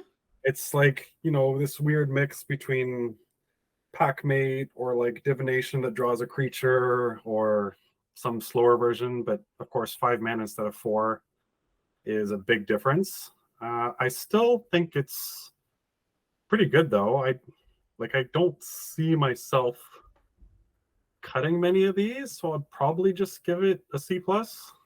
Yeah, so I would kind of, you know, the comparison, like you mentioned, there's like a bunch of these Kavu Climber, Sorrel's Packmate, Rock's Oracle, like Oral Gorge Patrol, a lot of things you can compare it to. Owlbear. Yeah, Owlbear, exactly. I think this is basically not really close to Sorrel's Packmate. I would say it's a little bit, a smidge better than Oil Gorge Patrol, just because you do have that flexibility of like casting this on 3 if you have nothing else to do, or like 3 and you play another creature. Maybe that creature's bigger than a 3/3. I guess it's not that likely, but you know what I mean. It's flexibility. Spells don't matter that much in this set, so it's not like you get a sorcery bonus, but they will come up sometimes. There are prowess creatures in this set. I'm gonna give this a C+. I think it's a good card. I think you're gonna play it multiple copies in most of your decks. I don't think it's like, you know, don't expect it to be the top common. It's gonna be one of Blue's better commons, I would assume, though. Yep. Cool. And the Moto now Arena Grinder Ekin. You ever heard that name? Yeah. Yeah, well, the flavor text explains why he's so good. No longer bound by the myopic limitations of flesh, Ekin would surely see the realms. That's why he's so good at limited. He knows he's been blessed by Gitaxias. Every time I play Ekin, their deck is just ridiculous. Yeah, just like if you don't know who Ekin is, check out the 17 lands trophy leaderboards, and Ekin's got like 70% win rate in a lot of formats. It's just like absolutely absurd. Anyways, next card, we've got Furtive Analyst, 2 and a blue for a 1/4. Ooh, Vigilance. But upside here, it does tap itself. It's got an ability to tap it, draw a card, then discard a card. I've become a meme now, have I? Just for this review. Yeah, I don't think this card's very good. This card looks really bad to me. Yeah, like, okay. Holy, just like 1/4, expensive looting. Oh yeah, not. I think this is like a D-. I would really not like to play this card. I'm there as well. Cool. Yeah, easy. Next one though, I would like to play this card. Preening Champion, 2 and a blue for a 2/2 flyer. Bird Knight, and when it enters the battlefield, you make a 1/1 in blue and red elemental creature token. Yeah, this is probably the more conventional vote for Blue's best common. Mm-hmm.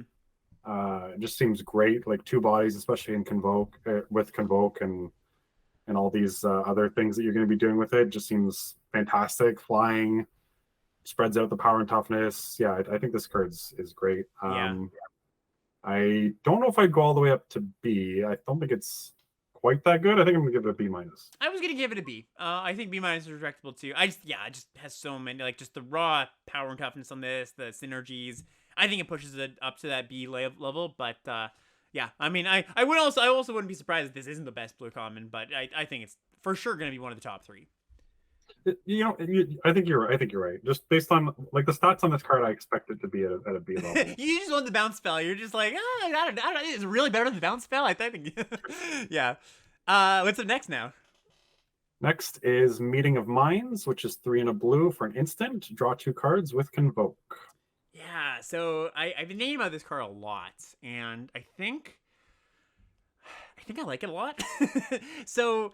Maybe I'm a little too high up, but I just imagine, like, you know, you have a bunch of cheap creatures and you can just like chain these, and it's not like, you know, part of the problem with a card draw spell is just that like you're tapping mana for it and then you can't cast anything else that turn. But like if you have a good deck that like puts them on the board early and you're tapping your creatures for that, it's not nothing. Of course, you give up the ability to attack and block, but it's an instant, so you can do it on their turn. It's like it kind of self-solves for one of the problems of card draw, is my thought here. So I don't know exactly how high to rate this, but I think it's like notably better than just like inspiration with upside. You know, I might be a little bit too high on that though. So I don't know. What is your take here? This is just another example of why I don't want to be attacking in this format, because like if you're turning your creature sideways in combat, you're just not realistically making yourself able to cast stuff like this. Yeah. So I do think that it's quite powerful, and it again pushes towards more of a slower format, both in the fact that you're convoking instead of attacking, and the fact that you get to draw cards and extend the game. I probably would put it at like a C level, I think. Yeah, that's what I was gonna say too. I could see it creeping into C plus, but I'm gonna give it a cautious C. I do think this is another card that I think is just like, well, it's not your average card draw spell. It has like that. Adding that keyword is a meaningful upside, and instant's big too. So yeah, let's go see with this one. Okay. Next up, we got Oculus Whelp. It's 3 and a blue for a 3/2 flyer, Phyrexian Dragon. And it says, as long as you control a transformed permanent, again, that's incubate tokens or battles or the Phyrexian flip creatures, the Whelp has, when it dies, you draw a card.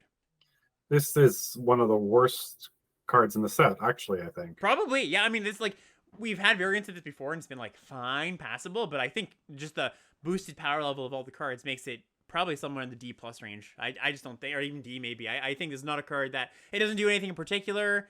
You're beating out with your Windrake, or sorry, your Snapping Drake, 4 mana flyer is like fine, and there's a lot of ways to answer this without killing it. So yeah, I just think this, it kind of reads fine. It reads, you're not, it's not embarrassing, but I just think like just on the scale of power, it's not going to be close to any of the other things that we've seen in blue.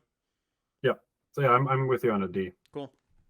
Next up, we got Protocol Knight. 3 and a blue for a 3/4 human knight, of course. When it enters the battlefield, you tap target creature an opponent controls, and then you put a stun counter on that creature if you control another knight. Yeah, so you really want another knight for this. Yeah. I don't think I'd play it if not at least half my creatures are knights. But if you do get that knight and you are able to get it like pretty consistently, it's a powerful card. Yeah, it's like a Berg Strider in a lot of ways, where it's like you got to do a little bit of work, you got to have your deck building. It's a bit of a deck building cost, but when you get there, yeah, just like this is a very big Frostlinks. So it's like when you have the deck for it, it's probably like a C plus, C maybe. I think I'd go C plus. But then it's also like a playable if you need to, if you don't have maybe you have like 4 knights or something. You're not gonna get the bonus all the time, but the tap ability, it's still something. So I'd give it a C plus. Like a synergy C plus? Yeah, synergy C plus. Yeah, that's a good way of putting it. All right, what's next? Next we have Temporal Cleansing, 3 and a blue for a sorcery with Convoke. The owner of target non-land permanent puts it into their library, second from the top or on the bottom. Yeah, and as always with these cards, it's a bit weird, but they do get to choose. That's their choice to put it either on the bottom or second from the top. This is a sorcery, and that makes this card, basically this was totally lost, but they traded sorcery speed for Convoke, and putting second from the top is meaningful too. So you don't get the Bury-in books from Strixhaven effect where it's like they have to redraw their crappy 2-drop because they can just put it on the bottom. I don't know. This one's a little bit hard to evaluate for me. I think you probably want it if you have the good Convoke deck with a lot of token makers, and probably don't if you don't have that deck. Yeah. It's like if you're not convoking it, or if you can't afford to tap your blockers, it's a little awkward. I still think it's like a pretty solid card. I'm still gonna play most of these that I draft, I would imagine. Yeah, I think that, well, I mean, that's because when you draft it, it's gonna be good for your deck, right? I guess it's not gonna be like you're not taking this very early though, right? Yeah, I want to give it like a C. Yeah. And worth noting, we've had effects like this before, like Revenge of the Drowned, which is the 4-mana version of this instant that made a Decay Zombie. That was the most busted version of this kind of card. And this has a lot of notable differences, right? Like sorcery being more expensive. Yeah, I think this card is, I'm going to join you at the same grade there. Great. Fine card though. Okay, next up is Halo Charge Scob. This is 4 and a blue for a 4/4 zombie. And when it ETBs, each player mills 2. Then you can put an instant sorcery or battle card from your graveyard on top of your library. Ooh. Yeah, I don't like cards like this. I mean, we had one in All of B1 that was a 3/4 for 4 that wasn't great.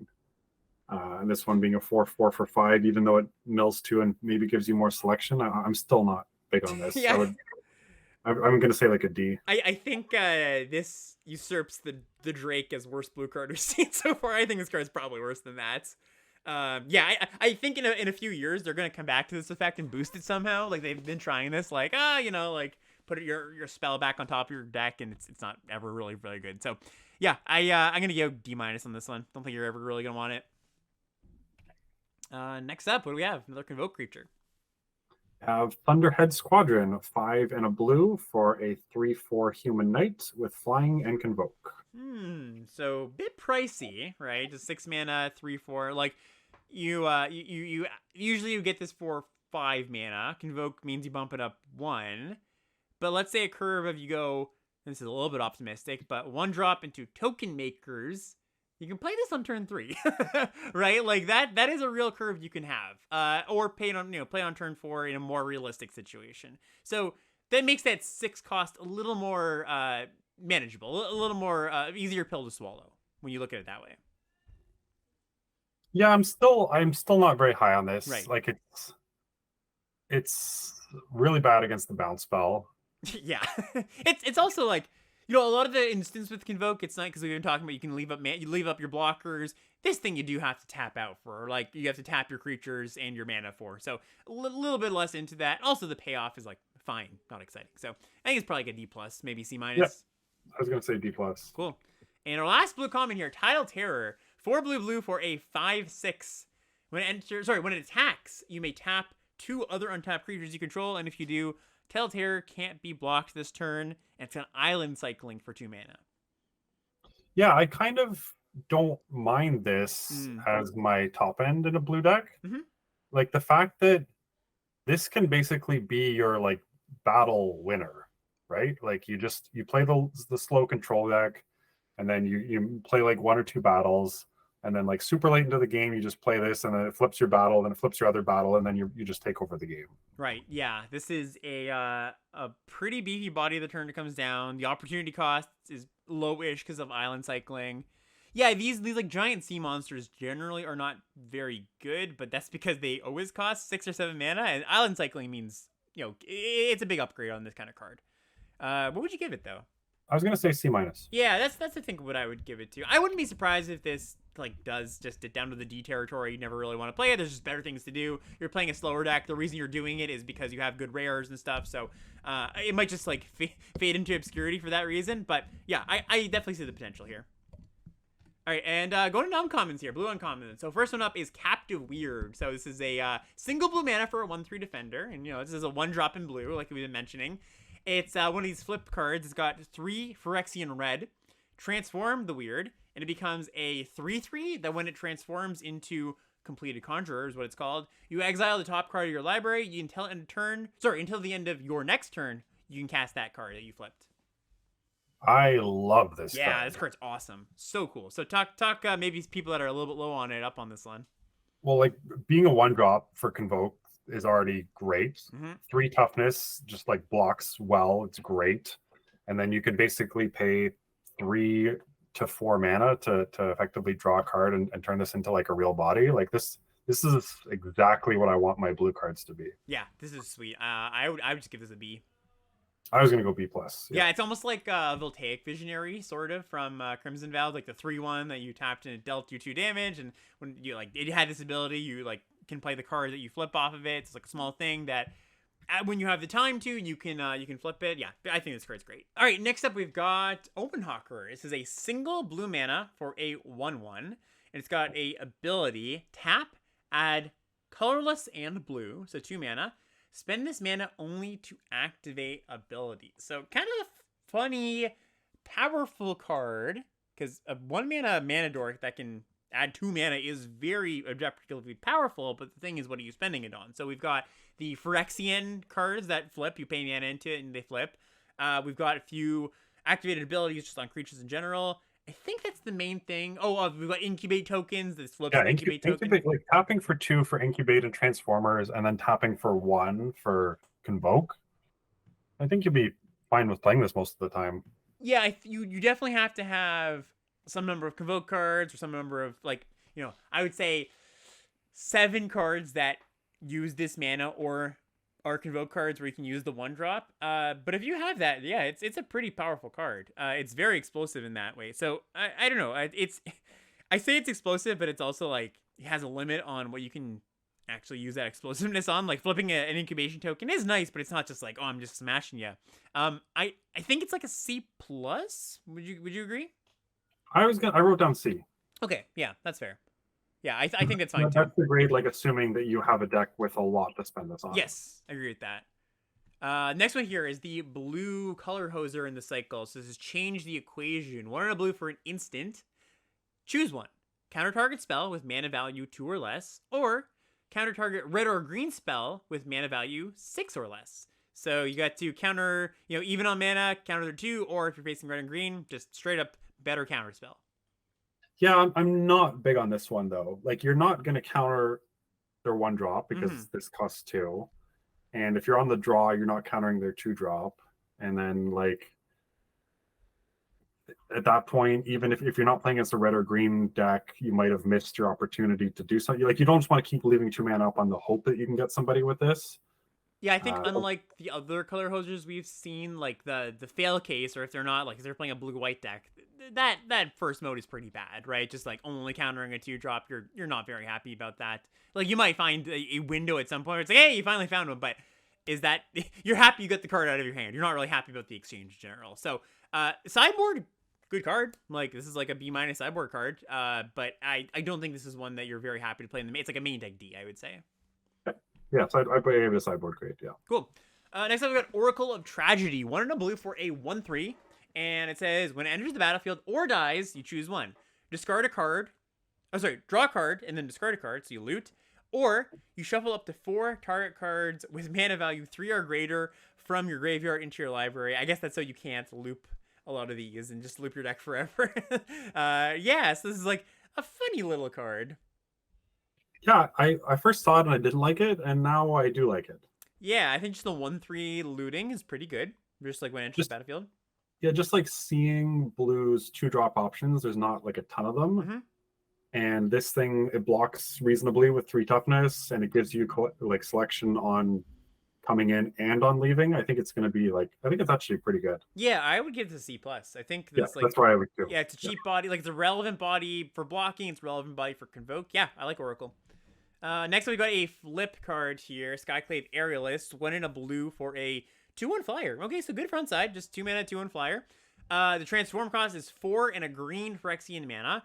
And it transforms into Skyclave Invader, which is a 2/4 flyer that when you transform it into the Invader, look at the top card of your library. If it's a land, you put it on the battlefield. And if it's not a land, you put it in your hand. You just get to draw it. So very similar to the blue, the weird that we saw, the 1/2/3 defender, where it's like pretty good on the front side, and yeah, it draws a card on the back side. Yeah, you're paying 4 mana to give it 3 toughness and draw a card. Yeah, it's sometimes it's going to be something you want to do. I think it's just another quite good card. I want to give it another like B-.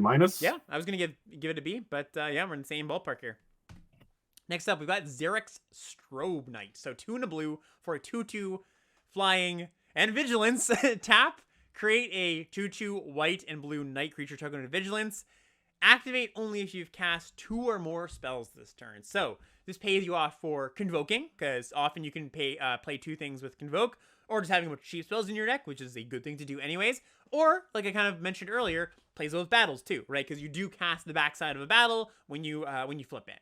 And this is a Windrake I can get behind, like a Windrake that has the potential to start pumping out real creatures like 2/2 vigilance. Your opponent has to kill this thing when they see it.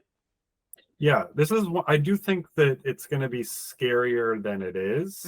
Yeah, like you're not going to be able to trigger it too many times in most cases, but I still like this card more than, as you said, more than most of the other 2 mana or 3 mana 2/2 flyers. Yeah, I think I'd give it probably like a B-, just because I do think it has potential to run away with the game, and it also has like lightning rod potential. Your opponent's going to want to like play off curve a little bit with their creatures to actually kill this if they have a removal spell in hand. Also, not all removal spells kill this, right? If they just have the like the blue ones, like this is a good reason why the negative X negative oak thing is not the most fantastic removal spell. So yeah, I think B- is where I'd land on this. Okay, I'm gonna give it a C plus. Cool. Yeah. Wicked Slumber is up next. 3 and a blue for an instant. It's got Convoke. Tap up to 2 target creatures. And then put a stun counter on either of them. And it says it again. Put a stun counter on either of them. So you can be like, all right, tap your 2 things. And that thing doesn't untap for 2 turns. Or, you do it for, 1 on each of them. So we've seen these kind of 4 mana instant tap 2 things with a little bit of upside cards before. They've never been very good. But Convoke makes it a little bit better. And the modularity of, I can tap down your 5/5 for 2 turns, makes it a little bit better. I don't know if it's enough to make it a card I'm that excited about still. Yeah, I'm not huge. Like instant, like in blue white, when you have all those vigilance creatures and you can do the like attack and then use it to get rid of blockers, Yeah. like maybe, but I'm still not huge on this one. Yeah, I agree. It's it's a step in the right direction for these cards, but I think I'm still gonna get like C- probably. Okay, I was gonna go D plus. Yeah, that's fair. Astral Wingspan is 5 and a blue for a Convoke Aura. It's an enchant creature. When it enters the battlefield, you draw a card, and the enchanted creature gets +2/+2 and has flying. This is a card that as a boomer I see it and I'm like, oh my god, it turns something into a dragon and replaces itself. Yeah. And I don't think it's gonna be as good as it looks. Yeah. Because it is so susceptible to removal and response.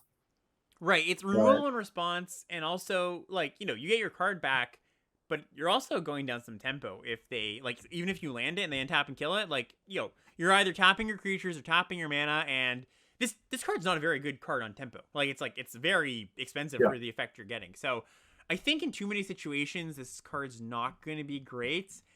I could see in, like a blue, like, it's more of, like, it's a blue-white card. I mean, I guess blue-red too with Convoke and everything, and you're going to be minorly or fairly aggressive, so I don't think it's like relegated to one blue deck over another.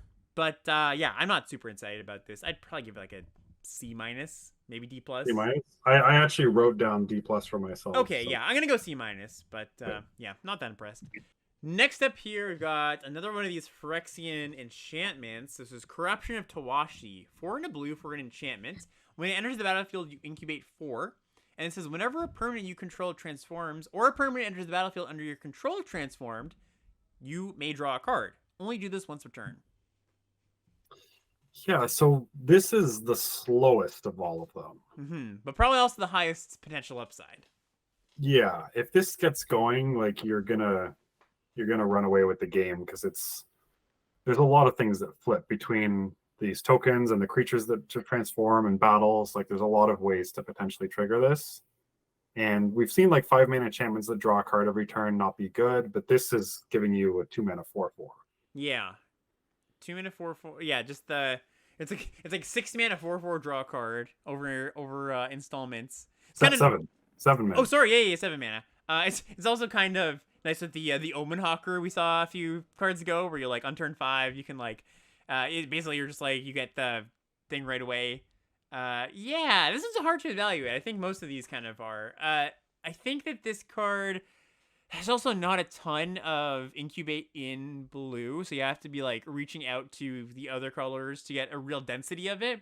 But then again, maybe you don't care that much because the transform permanence matters too. Yeah, one of the harder cards I think to evaluate in context without seeing the context. I think if your deck has like, let's say 7 things that trigger off of this, it's probably going to be a pretty good include. But you really have to make sure you're like getting, I would say, one more additional card out of this. Aside from just the base, I'm getting a card out of flipping my incubate here. That probably means like a build around C+ ish, build around B-. I think it's gonna be worse than that. Yeah, as those words, really slow. Yeah, as those words left my mouth, I'm like, that's probably too high. What do you want to give it then? Like a C-, assuming you're like really doing the thing. Okay, yeah, I can get behind that. Okay, I'll give it a C- too. Next up is our last blue uncommon, Artistic Refusal. 4 blue for an instant. Convoke. Choose one or both. Counter target spell, or draw 2 cards, then discard a card. Ooh, interesting. Yeah, I find it really hard to tell how good this one's going to be, which is a common theme we've had about uncommons, which is It's good. a good thing. Yeah, it makes the set more interesting for sure. I want to like this a lot. hmm Like it's Dismiss was used to be quite the banger card back in the day. And it's pretty reasonable to expect to cast this for, 4 mana-ish, maybe even less. I think I'm gonna err on the side of playing these. Yeah, I think this card's good. I think that even in 2023, Dismiss would be a pretty good card, and especially in the style of deck. Like, you have to kind of be in the style of deck you're talking about, that you've been talking about the whole review, where it's just like you're a bit more defensive, you're playing things on board, you're leaving things back, maybe you've got some vigilance going on, but you get to use your vigilance creatures or your small creatures to convoke out big spells. And I think this is a good spell. Like, this is quite a good spell, especially with you have the other instance in your deck that we've touched on. I would give this a B plus. Oh, sorry, C plus. I think this card is gonna be a good payoff for having a bunch of cheap creatures and being a bit more defensive. Okay, I'll join you there. Cool. All right, and that brings us on to black now. So black's first card up. Back to commons. Corrupted Conviction. Single black mana, instant. As an additional cost to cast a spell, sacrifice a creature. You draw 2 cards. Classic Veil or Droits type of effect. And these vary how good they are. Sometimes there's just not enough sacrifice stuff. You again, I was talking about this with the red-black signpost in common, but these effects do have diminishing returns. You can't just jam your deck full of them. You want 1 or 2 of them. 1, mostly 2 in decks that really care about sacrifice. It's a glue card. It's not that exciting. I think I'm just gonna give it a like a C minus in the decks that want it. Yeah, I'm gonna go even lower. There's like not a lot of 1-drops. Mm-hmm. Like there's one drop that is the next card that's really good to sacrifice to this, but I don't really like black cards in general. I'm just going to give lower scores to because I think black is the weakest color by a good margin. Yeah, that's my read as well. And just as a little bit of a preamble here, black's very focused on sacrificing, and I just think about all its archetypes, like the Phyrexian stuff. You're making tokens, you can sacrifice them. Black red, obviously. Black green a little bit less, but it's still making tokens. And black blue is, I guess, not as sacrificey, but a lot of the black cards care about that. Let's go to the next one here. Ichor Drinker. Single black mana, 1/1 lifelink, Phyrexian vampire. It's got an ability. Black, exile the Ichor Drinker from your graveyard to incubate 2. Activate only as a sorcery. That's a cool card. Yeah, this thing's pretty good. Like 2 pieces of cardboard for 2 mana is solid. And most of the things that sacrifice stuff are fine with sacrificing artifacts. So like you don't even need to spend the 2 to flip something. Yeah. You can also like mill this or use the Anticipate to put it in the graveyard. So I think this is one of black's better commons, but I'm still like not thrilled about it. Yeah, that's what I would say too. Lifelink is you'll peck in for a point or 2, and then you get to use it later. I would give it about a C. I think C is probably. Yeah, that's where I have it too. Cool. Mirrodin Avenge. Single black mana for an instant. Destroy target creature that was dealt damage this turn. Draw a card. It's interesting, I don't know what Karn's trying to do here because it's clear that Elesh Norn was already dead. Oh, already dead. I thought you were gonna say for Mirrodin, and I was like, I don't know about that. I think Karn's the one that's for Mirrodin. Already dead. She was already dead. It's true. It's true. And how much more do we like this card than Already Dead? Already Dead was pretty medium in Yeah. a format that like heavily incentivized attacking with 1/1s. Yeah, the effect plays out worse than you might think. Generally, is how I think it's a good way to think about it. So I'm not expecting this to be, any better here. When I see this card, you look for pingers, you look for first strike. There's not a ton of either. So I see this as like a D. Yeah, like the exchange with this card, it's never great. It's like, okay, I attack my smaller creature in, and it's like, all right, you kill my thing and you drew a card. It's just, yeah, like I said, not as good as it looks. So I would agree with that grade of D. And we've got the black common flip card here. I actually didn't mention this, but just as for just people kind of giving a good idea of how the set is laid out. Most of these flip Phyrexians, which is what Aetherblade Agent, our X card is, are uncommon. There is 1 in each color at common, and so this is the black one. Aetherblade Agent, 1 in a black, 1/1 Death Touch, Human Rogue. The flip cost is 4 in a Phyrexian blue, and it transforms into a 3/3 Death Touch that, when it deals combat damage to a player or a battle, you draw a card. Yeah, I kind of see this as like a Goring Warplow. Yeah. And I'm not excited about it. We haven't seen like, I know we haven't done the green cards yet, but like there's like nothing with even much more than 3 toughness that we've seen in the set. So it's not like you're blocking some huge creature with your Death Toucher. So I'm pretty low on this. I'm gonna give it a D as well. One of the reasons that Goring Warplow was such an underperformer is because all of the tricks in Brothers War didn't care about Death Touch. It was like gave First Strike or gave Indestructible, and we got a lot of that going on here too. So I think this card's not particularly good. Even the backside, like we've seen like 3 mana 3/2 that has this ability. This is a little bit better, but it's an ability kind of like so the other things we've read a little bit better, that it looks better than it is basically. So yeah, I'm gonna give this a D plus. Yeah, I'll join you on D plus. That's right. Next up we got Bladed Battle Fan. 1 in a black for a flash equipment. It says when it enters the battlefield, attaches to target creature you control. That creature gains indestructible until end of turn. The equip cost is 1, and the equipped creature gets +1/+0. So you play this, your creature, doesn't die in combat, might even win it, and then you get the equipment that's okay lying around, and maybe you sacrifice it or something. Yeah, it's easy to see the upside on this, but Yeah. I think it's kind of hard to engineer the spots where you get upside and then the equipment's still like doing something for you. Especially because, the longer the game goes on, the less good the +1/+0 indestructible is, and you don't really want to, like, the earliest you're going to cast this is like on turn 4, double spelling with the 2-drop. Like, you don't want to give up your 3-drop to play this. So yeah, I think it's okay, but I would still start this like a D. I'm gonna say D plus. Cool. Dreg Recycler, 1 in a black for a 2/2. Let's see, this is a Dreg. It taps, sacrifice an artifact or a creature. Each opponent loses 1 life, and you gain 1 life, and it's a Phyrexian for what it's worth. And it is a Dreg. It is, yeah. This is just very, very filler. It's a free sacrifice outlet, but that's about all. We had in Theros Beyond Death, there was like a 1/3 Lampad, 1/3 enchantment creature that you could pay 1 to sacrifice a creature to drain them.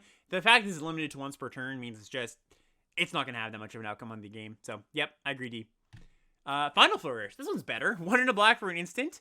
Kicker, sacrifice an artifact or a creature. The effect is target creature gets -2/-2 until end of turn, but if it was kicked, it gets -6/-6. Yeah, so grading this card is, I kind of find it tough to give it a grade on its strength or on its like stats, because I think black cards are going to have just in general Lower stats. worse stats. Yeah. But that being said, I don't think that you necessarily need to avoid drafting black. So this is probably worth explaining for a little bit.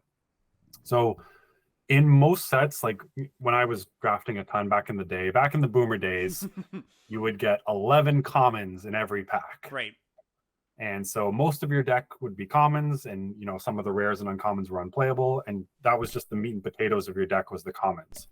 But in this set, when you're getting like your flip card and your battle and your multiverse card and your dual land for free in the land slot, and like you're getting so many free cards spotted, I think you can pretty easily end up in a spot where you don't need a ton of commons of both colors. Right, yeah.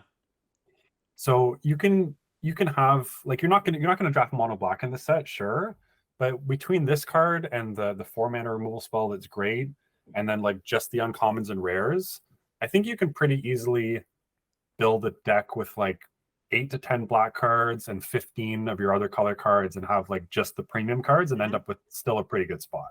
Yeah, and just to piggyback off that quickly, just for people who haven't seen the whole pack composition, there's a graphic you can find, and I say you can find as if anything Blizzard puts out is findable, but it's out there. I promise you, it's floating out there, and it tells you the exact pack composition of what you'll find in a March of the Machine pack. And there are just going to be more higher rarity cards. I think you can get like up to 3 rares and up to 4 or 5 uncommons or something. And maybe those numbers are a bit fuzzy, but there's going to be some packs where there's like 9 or 8 commons in them, and that's what Mark's kind of referring to. So this is a high-powered set in more ways than one. Not only are the commons, or just I think the average power level of each card, pretty good, but there's more powerful, higher rarity cards. So yeah, and a big agree with what you're saying there. You can just play like 3 of these in your black deck, and that's the core, quote unquote, of your black deck. So yeah, I think I'm going to give this a C+. Yeah, I was going to give that C+ too. Cool. Nezumi Informant, 1 in a black, 1/1. It's a Virus Beetle variant, and it comes from Kamigawa too. I'm not sure why they didn't just reprint Virus Beetle. It's an artifact too. Anyways, it's a 1/1 for 2 mana. Enters the battlefield. Each opponent discards a card. Yeah, I mean, Virus Beetle overperformed, and we've seen Disciple Elderfang or whatever it's called, Elderfang Disciple, kind of be medium. I think this thing's going to be something that I play. I want to give it like a C minus. Yeah, like you get some value, like you make them discard a card. Maybe you protect a battle, trump blocking. Maybe you sacrifice. It's a fine thing to sacrifice. So yeah, I think that's about right for me. Like a lot of times, Virus Beetle was ridiculous because of ninjas, right? That's what really pushed that over the edge. And this card's just fine. And it's like types for Yes. Cameo of Terrible Secrets Yep. and Ani Cult Anvil and yeah. Yep, definitely. Traumatic Revelation. 1 in a black sorcery. Target opponent reveals their hand. You can take a creature or a battle from it. If you do, that player discards it. And if you don't, you can choose not to. You incubate 3. So this is kind of like the black version of the blue counter spell where it's like, well, if you miss, you get something. I don't think this is particularly exciting though. If you miss, you're getting a 4 mana 3/3. So 4 mana 3/3. Look at their hand. Yeah, not great. Look at their hand is certainly something. Yeah. With the power level of cards in this set, I guess that goes both ways because there's gonna be more cards in your opponent's hand that you're like, oh, I really need to take this. Mm-hmm. But so maybe, but yeah, I'm leaning. I think the argument against D+? that is, yeah, D+, yeah, I think so too. But I also think there's an argument against that just says, well, if the power, like, it's not like there's like one really good card in their hand. They're gonna have like a few pretty good cards in their hand. So taking their best card isn't that impactful. It's not like they have a bunch of 2s and the 1/8. They're gonna have like maybe a 9 and a bunch of 7s or something, you know. So yeah, I think just not a card I'm interested in. Next up we got Etch Familiar. This is 2 in a black for a 3/2.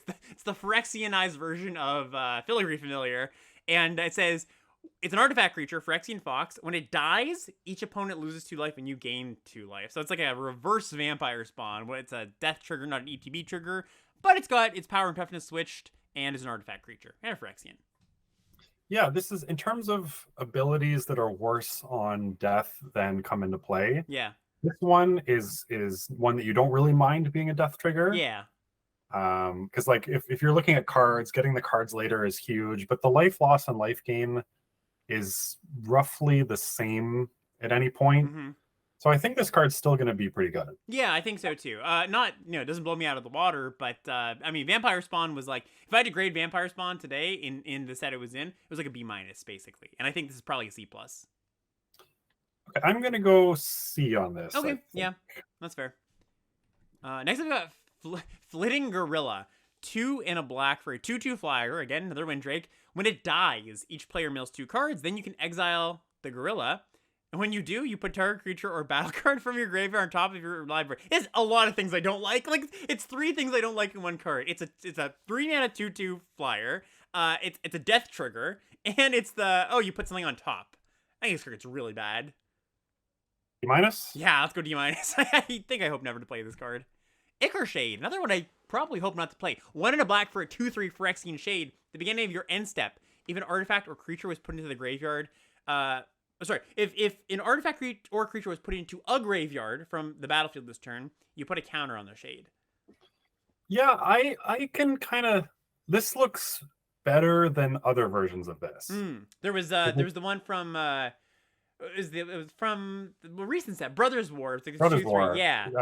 Dixian Skullflayer, right? Yeah, and you needed to have what was the condition to fulfill? Three creatures in your graveyard. 3 creatures, yeah. But it also triggered on your upkeep. This triggers on end step. Yeah, that's fair. So and it doesn't need to see the creature dying. Yes, so sometimes you just play this and it's a 3/4 for 3. And you can just play it like you can attack your 2-drop in, and then they trade, and then you play this post combat, and they don't know it's coming, right? Okay, yeah, no, you talked me up on this. It's still not amazing, but like a C- maybe. Yeah, that's where I was. Okay, gonna go. Cool. Yeah, I like C- for Ichor Shade. Unseal the Necropolis. 2 in a black for an instant. Each player mills 3 cards. Then you return up to 2 creature cards from your graveyard to your hand. So this is an upgrade on what we usually see with this card. Usually it's like 3 mana sorcery speed. I think maybe we've had an instant version, but milling 3 cards gives you some selection. This is a good tool for grinding. Yeah, how good this is going to depend a lot on how fast the format is. Yeah. I think like my default is that this is slightly worse than the Convoke Draw 2, but like just barely. Right. And I'm still leaning towards being not unhappy to play the first copy of this. Yeah, I am going to give it a C. It's definitely the kind of card that goes up in value the more higher powered, higher rarity cards you have, like getting back. It's very much a function of what you're getting back a lot of the time. So yeah, if you have great things, then it bumps up a little bit, but I think just generally a C. You're probably going to be happy with the first copy in most black decks. Yeah, I agree. Vanquish the Weak. 2 and a black for an instant. Destroy target creature with power 3 or less. It's removal. It's kind of awkward removal, Yeah. especially in a set that has a 0 mana +2/+2. Right, yeah.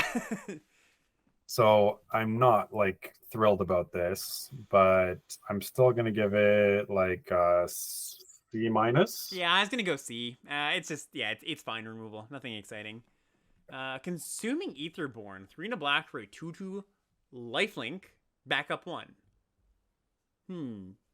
It's a little junky-ish, but giving, like, putting, let's say you put this on a 3/3, 4/4 lifelink. Yeah, it's not bad. This reads like Moldering Karok to me. Oh, yeah, that's a good comparison. The 3/3 trample lifelink from Strixhaven. Huh. Yeah. Yeah. I don't like it. It's a little bit better. I think trading trample for getting the counter and like, 1 power haste is and probably enabling attack is definitely a good trade-off. It's still probably like a C minus though. I was gonna go D+. D plus. All right. Yeah, I'm gonna say C minus. Like, yeah, I like lifelink, but yeah, I agree it's not a great card. This next one though, I do like. This is probably the best black common. Deadly Derision. 2 black for an instant. Destroy target creature or planeswalker. You make a treasure token. Yeah, this is probably the best common in the set, even though it's in the worst color. Yeah. The alpha on this is gonna be ridiculous. Card's very good. Well, not only is it very good, but it's removal. And Yes. arena drafters love removal. They love the removal spells, yeah. This is so like Grim Bounty, which is a sorcery speed version of this. That card is great. Like just generating a resource on your kill spell is always something to look out for. And the treasure is like probably one of the lowest resources you can generate, but it's still good. And like it's still gonna be fantastic. You can sacrifice the treasure if you have cards that care about that. Double spelling on the next turn is big. It's a source if you're splashing. A lot of good things to say about it. B plus. Yeah, that's where I had Great. it. Yeah. Tenured Oilcaster. Okay, so this is 3 and a black for a 2/4. Let's see if it's better than its predecessor, Tenured Incaster. This is a 2/4 menace for 4 mana, and it gets +3/+0 as long as an opponent has 8 or more cards in their graveyard. When Tenured Oilcaster attacks or blocks, each player mills a card.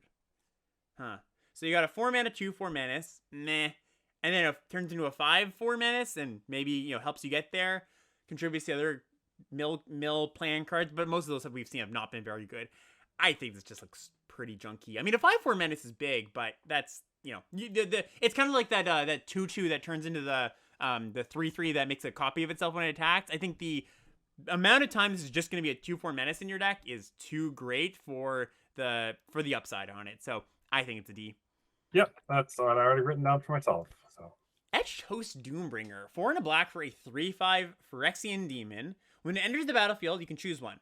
Either target opponent loses 2 life, you gain 2 life. All right, we like that. Vampire Spawn effect. Or you choose a battle. If an opponent protects it, remove 3 defense counters on it. Otherwise, put 3 defense counters on it. So the wording's a little weird. The opponent protecting the battle means that's your battle that you put on their side. And you get to remove the defense counters from that, so it helps you flip your battles. Or you can make it harder for them to flip their battles. yeah, actually, I like this thing. Yeah, me too. This is cool. Like, blocks really well. 3/5 for 5 is a good blocker with that Vampire Spawn effect. And, like, basically, I think your default mode is going to be the draining effect. But, sometimes you're just like, oh, great. Like, I can just, like, flip my battle, his ETBs, and I get another creature. That's really good. Maybe really good is overselling it a bit. But compared to the other black cards we've seen, I like it. See?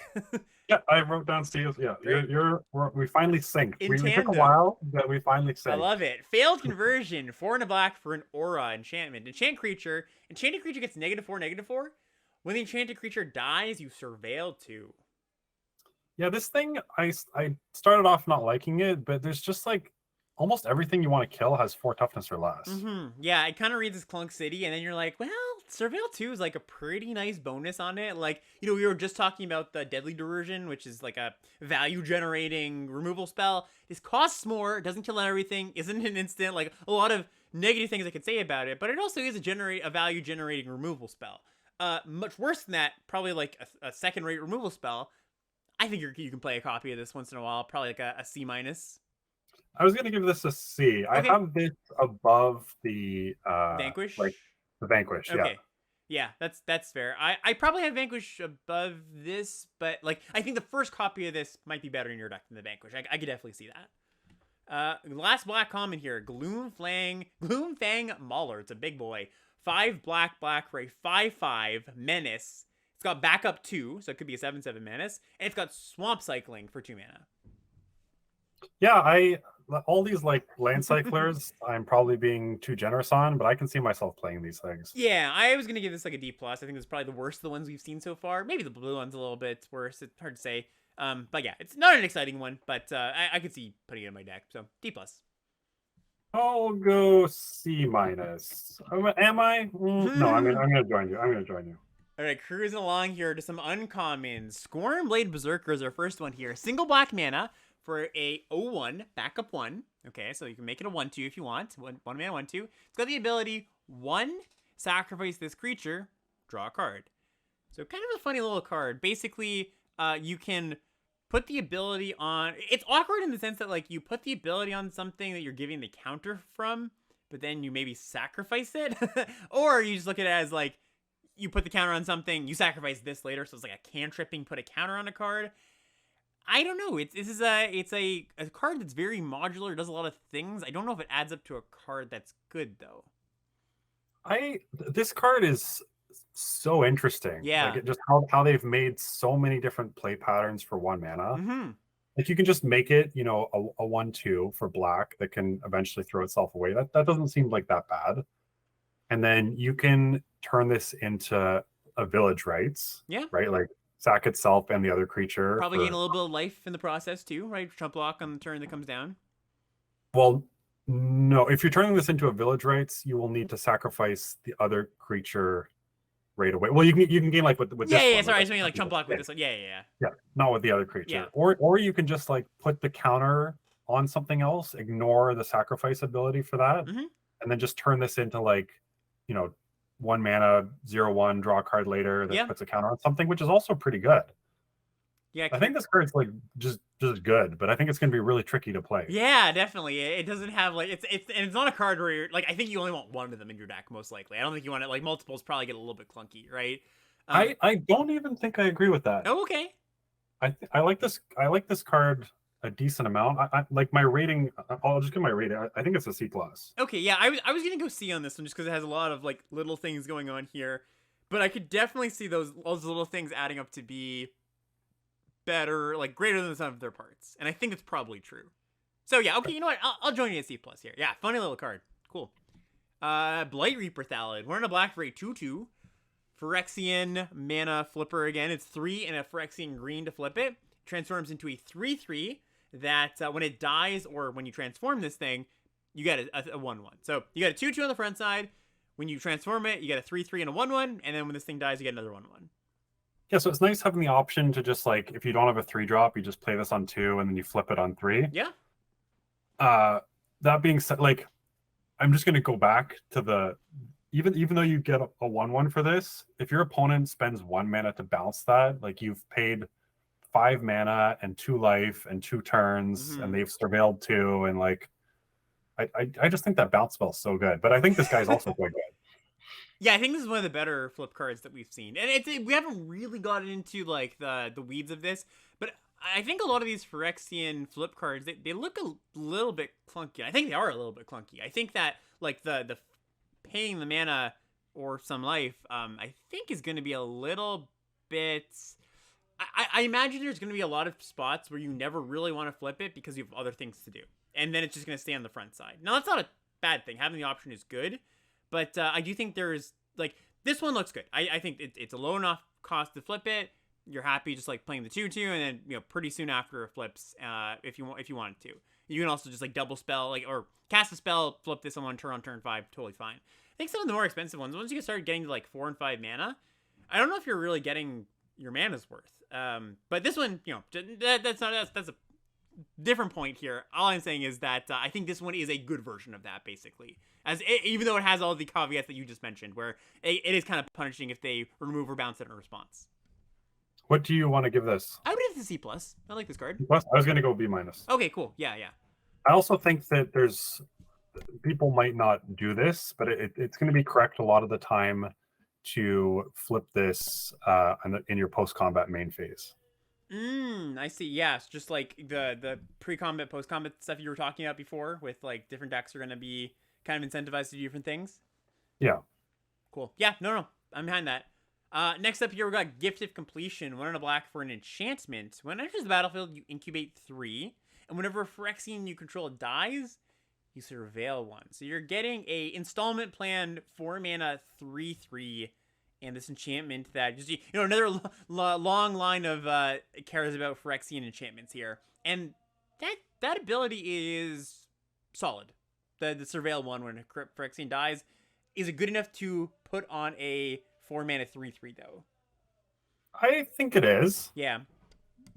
Like, again, if most of your creatures are Phyrexians, and this is not just triggering on incubate stuff, it's triggering on everything. And everything having surveil 1. There was a card that did this recently. And again, we keep blanking on this, that whenever a creature, it was like a 2 mana 2/2, and whenever a creature you control died, you got to either scry 1 or whatever it was. Okay. Yeah, I think pretty good. I think I know what you're talking about. There's one in Modern Horizons that was pretty good. Vivisector, yeah, and Dominaria United. Oh, yeah. Vivisector, yep, that's right. I think that always comes through. That was all right. Yeah, that thing was pretty good, and this is pretty similar to that, I think. So I want to give it like C.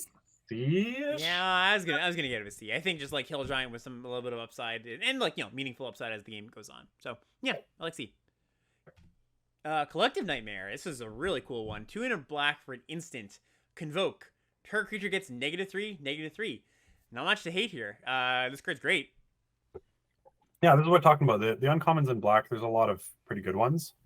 And this one's just really good. Yeah. I want to give it like a B. Yeah, that's what I was going to give it too. Great. Awesome. Easy. Completed Huntmaster is 2 and a black for a 2/3 Phyrexian Elf Warrior. It's got an ability, 1 tap it, sacrifice another creature or artifact, incubate 3. Huh. So kind of a not exciting body. 3 mana 2/3. But as the game goes on, you start to upgrade your artifacts lying around, or just your 2/2s, which isn't very exciting. Yeah, it's mana intensive, but can take over as the game goes on. Yeah, you can do it at instant speed. I'd like it a lot more if it didn't say another, because then like leaving it up and having your opponent kill it isn't so punishing so much. I think it might just be too slow because you're making like 3 mana 3/3s basically. Right. Yeah. Which are not like you have to throw away a card to do that. Yeah, it's like sacrifice a creature, you draw a 3/3. Yeah, I think it's going to be too much a case of like, well, everything kind of has to line up properly for this, and like you don't want to play off curve. You're not going to have the mana open for it.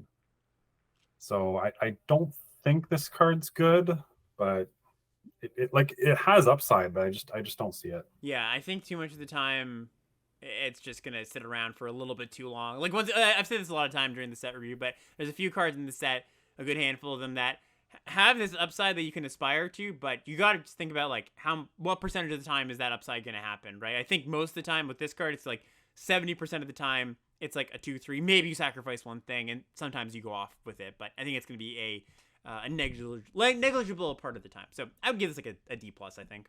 That's what I wrote down as well.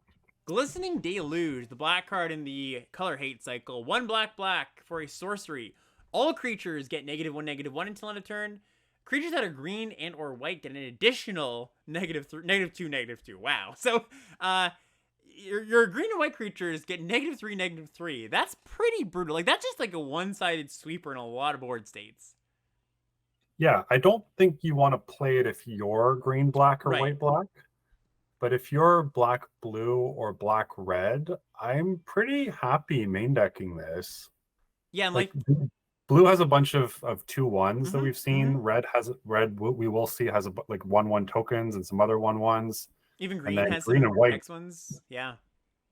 Yeah, you're getting rid of so much stuff on it. I don't think I'd be unhappy to main deck this. No, I think so too. Well, so like it's just like a sideboard like B plus again, like just excellent card. Main deck Right. C plus, maybe C. I'm gonna go C. Okay, yeah, I'm on board with that too. Render inert, 2 and a black for a sorcery. Remove up to 5 counters from target permanent. You draw a card. This was the card that made me like rewire my brain to be like, oh yeah, battles are you cast the battles, they get the battle. So I was like, oh, you can kill your opponent's battles. No, you don't want to do that. You target your own battles. So this is like 3 mana, flip a battle, draw a card, or kill an incubate token, right? That Yeah. too. Yeah, and I think like we talked about not spending a card on a battle, but this is different. Mhm. You get to draw a card off of it, so you're basically doing it almost for free. And there are enough incubate tokens that, again, it's going to come up. I think this card's decent without being great. Yeah, you can play it. I think it also like randomly hoses like again that botanical brawler, the green white uncommon. You just kill that thing and draw a card. What? That's Yeah. true. Yeah, I think this is like like I think you want to have battles in your deck to make this card a good include. Because you just like can't guarantee your opponent's gonna have good targets for this. You can always cycle this, right? But that's like it doesn't sound like a disaster, but paying 3 mana to just like cycle this is kind of a disaster in a lot of games. So I do want that upside of being able to flip battles. But if you've got like 3 battles, let's say, it's probably like a C. See, I'm gonna go lower than that. Okay. I'm not sure how much lower. I was kind of hovering between C minus and B plus. Yeah, that's fair. Yeah, I just think I don't know. Yeah, it's definitely you know, if you have those cards that really destroys if you face a Phyrexian deck or the counters deck, you can definitely be happy to side it in if you're playing best of 3. But I'm gonna say with C though, I think. Okay, I'll go D plus just so we can spice it up a bit. Great. We've done enough agreement in the black section here. Nezumi Freewheeler, 3 and a black for a 3/3 menace creature. When it enters the battlefield, each player mills 3 cards, and it's got the activated ability, the flip ability, 5 Phyrexian white, so that's quite a bit. It transforms into a 4/5 menace, but it's got a good upside here. When it transforms into Hideous Flesh Wielder, which is the backside, put target permanent card with mana value 2 or less from a graveyard onto the battlefield under your control. That one's pretty worth it for the mana you're paying. Yeah, it's nice that this gets both players. Like there's a lot of 2 mana transform cards. Yeah, that's great. And then because they're all Phyrexian mana, you can flip them, and flipping cool. them doesn't exile them. Like it's not like you give them back to the opponent. Yeah. So you can potentially get like much better than a 2-drop worth of mana for this too. Yeah, what do you want to give this one? I think it's okay. Like for the 3/3 front side, 3/3 menace is solid. It's not amazing, but it's a fine card. In the backside, again, real upside. I think I'm gonna go like C plus on this. Yep. That's where I am too. Awesome. A little. I've been giving the other transform one B minus, and I think this one's just a little bit worse. 2 more black uncommons to go here. Merciless repurposing 4 black for an instant. Exile target creature, incubate 3. Okay, so this is one of those other cards I was mentioning, just like kind of Rise of Extus vibes. Rise of Extus, yeah. I like this card. Yeah, this is sweet. Yeah, I think this is like a B minus. Yeah, just kill anything. Well, it's an instant. Rise of Extus was a sorcery. Yeah. This thing might even be better than that.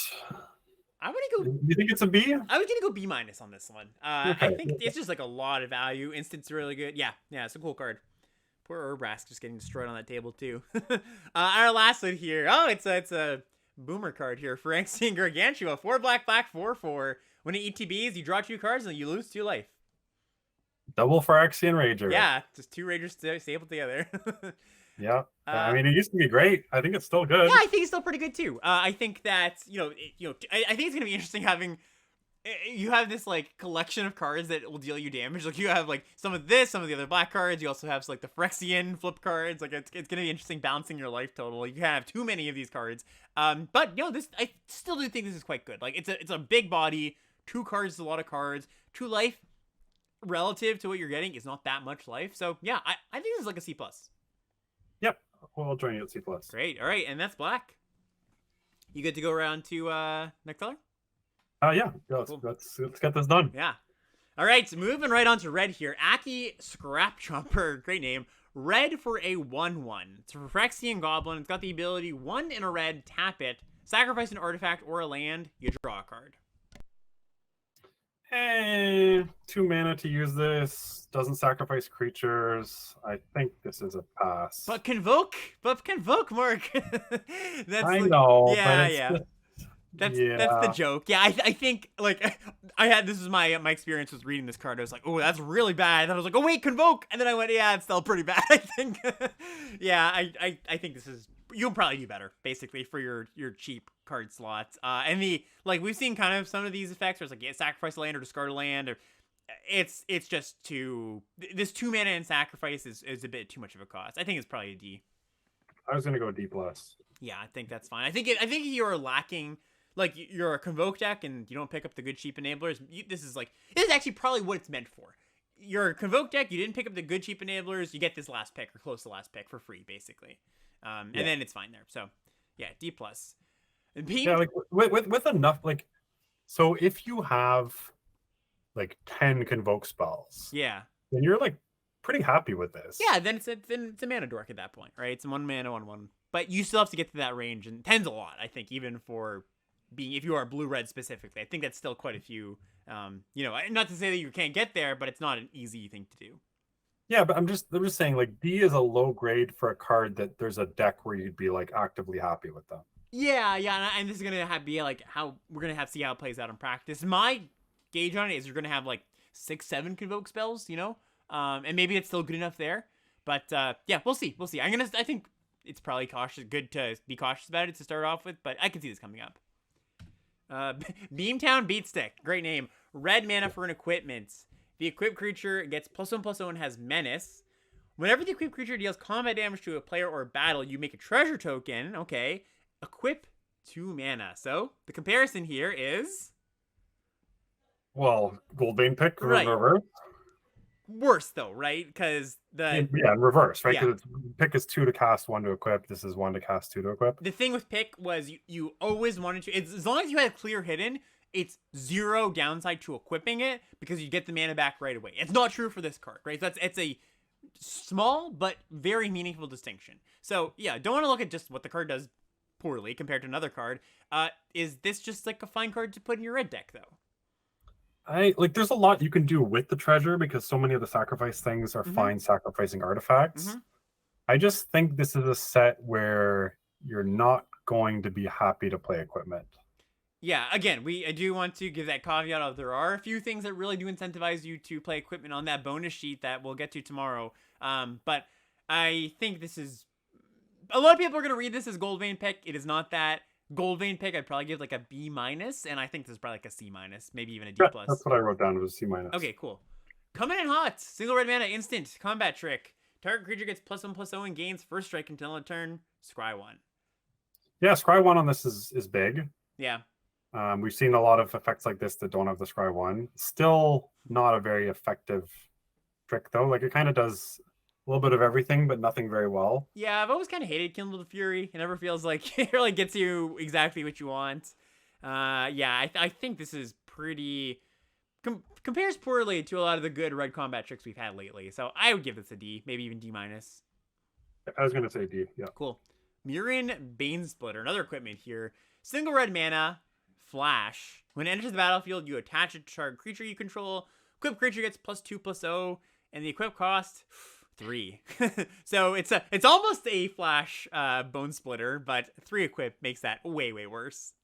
Well, we saw the 4 mana equip one in AFR, and there was an actual red-white deck that wanted equipment, and it still didn't want this. Right? Yeah. It only wins a combat if your creature is like a 2/3 into a 2/3, right? And that's just doesn't happen very often. Most creatures have higher power or equal power to their toughness than the opposite. So I think this might just be close to an F for like a D-. Like I just wrote D-. Yeah, great.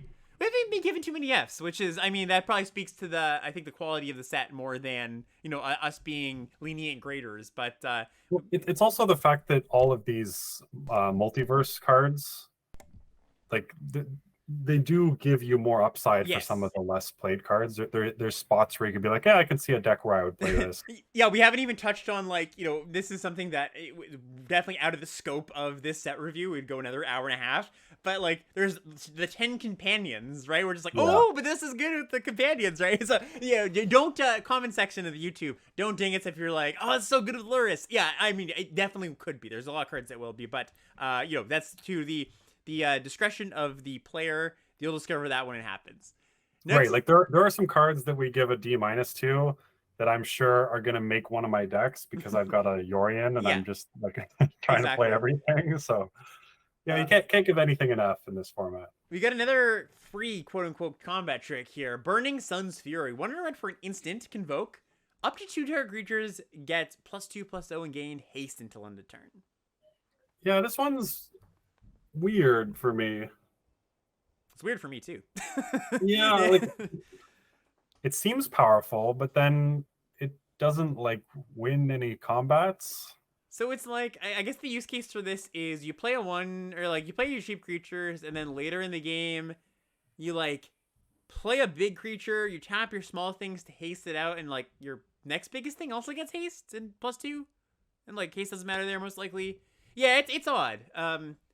It doesn't win any combat. It's a lot of damage for your 2 mana. I think it's just a D. Like, you don't want to spend a card on this. Yeah, even in your aggressive decks, like, there's going to be so many situations where this just, like, isn't going to line up well against what's happening. Yeah, I'm going to go D- on this one. I'll be pleasantly surprised if this, like, turns out to be better than it looks, but, yeah, it's hard to envision this being just, like, a card you put in your deck, draft in, draft out. Yeah, so far, Red's been pretty weak. Yeah, not so great. It's been kind of troubling, too, because we're on the cheap part of the red cards, and that's where, the action often is. Next up, we've got Pyretic Prankster. 1 red for a 2/1. It's a Phyrexian flip card. 3 in a Phyrexian black to transform it, and it turns into a 3/2, and says when it dies, each opponent sacrifices an artifact or a creature. Yeah, so I still like this, although it's worse than the other transform cards. Like, if you're flipping this on curve, and it might just be that there's only 1 creature on the board for the trade with, so you're not really getting value out of the death thing. And then like later on, whatever they sacrifice is probably not that significant. Yep. So there's still upside on this. I'm still going to give it like a C-. Yeah, but C- is what I was going to say too. It's a fine card. Like, when you get like 2/1's going to do some stuff early on. You can attack and block with it. Sometimes you might not even choose to transform it. And then this backside is like if you were to pay 3 mana for this backside, let's just say, you drew this card was in your deck, that would be a pretty solid card. Just like 3/2 that when it dies, your opponent has to sacrifice something. So yeah. Next up, we got Ral's Reinforcements. This should be a big one. 1 red for a sorcery. Create 2 1/1 blue and red elemental creature tokens. So here's the convoke glue that you're gonna want. Yeah, I could see like splashing the like Cryptide in a more aggressive red deck if you have a bunch of these. Yeah. Because basically, if you play this into a convoke spell, this card is free. Yes, exactly. And that's going to happen fairly often, right? Just like you really do get that explosive start. It also makes the expensive convoke spells look a lot better. Like, this is maybe obvious, but for a convoke, if you have a convoke spell, this is 2 Llanowar Elves, right? Like, that's a pretty good deal. I'm going to be pretty high on this one, because I think it also plays well in black-red. If you're sacrificing things, plays pretty well in... Maybe red doesn't want it as much, but it's still going to have some stuff, like some convoke stuff. I mean, white has convoke stuff as well, so it even probably plays well there. And then, like, what's the last one? Green-red? Maybe green-red's not going to want this. But I think other deck's going to really like this. I'm going to give this a B-. That's what I wrote down, too. Yay! Thrashing Frontliner. 2/2 for 2, trample. When it attacks a battle, it gets +1/+1 until end of turn. Yeah, so again, this kind of goes back to how many battles are you really going to have in your red-green deck. And I don't think the answer is enough. Like, even if you go, let's say turn 2, you play this, and turn 3, you play the green 3-drop that attacks battles that we're going to see in a bit, and then turn 4, you play the red 4-drop we're going to see in a bit that attacks battles, and then turn 5, you play like 2 battles. Yeah. So you got like the dream curve, right? Yeah. Like, perfect battle 2-drop, perfect battle 3-drop, perfect battle 4-drop, and then into 2 battles. Yep. Well, at that point, you flip both the battles, and then you've got like a 2/2, a 3/3, and a 4/3 menace, all of which are kind of, because eventually you have to start attacking the player, Right. right? That's the end goal, yeah. And these, like, they're not that impressive for attacking players. So people have been talking these up a lot, hmm but I'm not totally sold on it. Yeah, it's kind of interesting. I actually wonder, as we've been going through these cards and talking about them, I wonder if they're like just the attacking battle cards are just going to underperform in general. Like, you know, you mentioned, you just brought up that point where it's just like, yeah, at some point you got to start attacking the opponent, and they're just, you know, whatever they are face value when you start attacking the opponent. And then it's also like, well, the times when you don't have the battles, like they're kind of vanilla creatures a lot of the time. So I think this card is a fine 2-drop. It's like a C-. Trample still plays well with combat tricks and stuff, so don't want to discount that at all. But I don't think this is anything special. So you're gonna go C minus? I Yeah. might have put it down more. I was gonna give it a C. Okay. Yeah, I was gonna give it a C. C minus, I think, is still where I would stand, but I could see it being maybe a little bit better. Trailblazing Historian, 1 in red. A lot of 2-drops here in red. 1 red for a 1/3 haste. Great stat line. It has the ability tap. Another target creature gains haste until end of the turn. Yeah, we've seen, like, this is what, Oxguard Cavalry type card, and those are usually serviceable. Like, Yeah, I'm not fine. unhappy to play them. Yeah, That's like C minus type of card. Yeah, C minus, exactly. It's a little bit like probably a little bit better than it looks if you haven't played with these kind of cards before, but they're also not like slam dunks cards you are like dying to play. It gets better, like the more beefy things you have in your deck, the better these gets. Like, you know, in Call Time with Axlar Cavalry, it was a 2/2 with this ability, and it was really good in your Giants decks because you're hasting out 4/4s and bigger things than that. If you're hasting out like a 2/2, it doesn't matter because you could just attack with the cavalry, right? So you do want to have 3 power, 4 power things. So this looks maybe to be more of a green red card too. So yeah, I go C minus. Okay. All right, here's a good one. Volcanic Spite, 1 in red instant. It deals 3 to target creature, planeswalker, or battle, and then you can put a card from your hand on the bottom of your library, and if you do, you draw a card. So good. So good. Yeah, excellent. This is there's the version of this in Ikoria, Fire Prophecy. That card was great too. Just the filtering on this is such a big upside. 2 mana, deal 3, hitting battles. And look, this is one of the few things that we've seen, or a few cards that we've seen that can flip a battle at instant speed. So you can go like 3 damage to the battle. I get my creature. I block your thing. Like, that's gonna happen some amount of the time. We were talking about not necessarily wanting to target battles with removal spells or burn spells, but when you can ambush something in combat, you know, it makes up for that. So all that's to say, this card on baseline is just good. I'm gonna give this a B+. Yep, that's what I had as well. Awesome. Ren's Resolve, 1 in red for a sorcery. This is a Reckless Impulse pseudo reprint or a functional reprint. Exile the top 2 cards of your library until the end of your next turn. You can play those cards. Yeah, good card. Yeah, like, solid card. It's basically a draw 2. The power level of this set, I think you're taking these a little lower than you would in Crimson Vow. So Yeah. I think I'm gonna say C. The more cheap cards you have in your deck, the better this card gets. Also, probably the more Convoke cards you have in your deck, the better this gets, because like you'll have more mana, like functional mana, to spend cast both the cards a little bit easier. So yeah, I would exactly go with C for Ren's Resolve. Next up, we've got Hanger Scrounger, 2 in a red for a 2/1 backup 1, and the ability is whenever this creature becomes tapped, you can discard a card. If you do, draw a card. I don't like this. Yeah, it's pretty whatever. Like, giving this ability to your 2-drop is fine, but then if you do, you have a 2/1 that, like, that's not very impressive. Often I think you're going to put the counter on itself, and it's like a 3/2 that attacks, and yeah, looting, like, or rummaging, it's fine. It's like not that impactful of an ability. I'd give this a D. I have it a D as well. Cool. Karsus Depth Guard. Here's a kind of funny one. 2 in a red for a 4/3 defender. Okay. As long as its power is 5 or greater, it can attack as though it didn't have defender. Well, so it's easy to see, like, oh, I just put a backup on this. Right. It's like really good, but that's like the best case scenario. And even if you do that, like, if I'm licking my lips with my bounce spell. I was gonna say, you know who comes knocking as far as whatever the bounce spell. Yeah, you're just like, oh, thank goodness. Yeah. I think this card. So a lot of people have made the comparison to Drowsing Pteranodon, which was a 2 mana 3/3 with the same thing. If it was 4 powered, you could attack with it. And that card was really quite good because it came down to 2, and it was a lower power set too. It was a core set, and there was a lot of ways to pump its power. This one coming down to 3, I think makes it a little bit worse.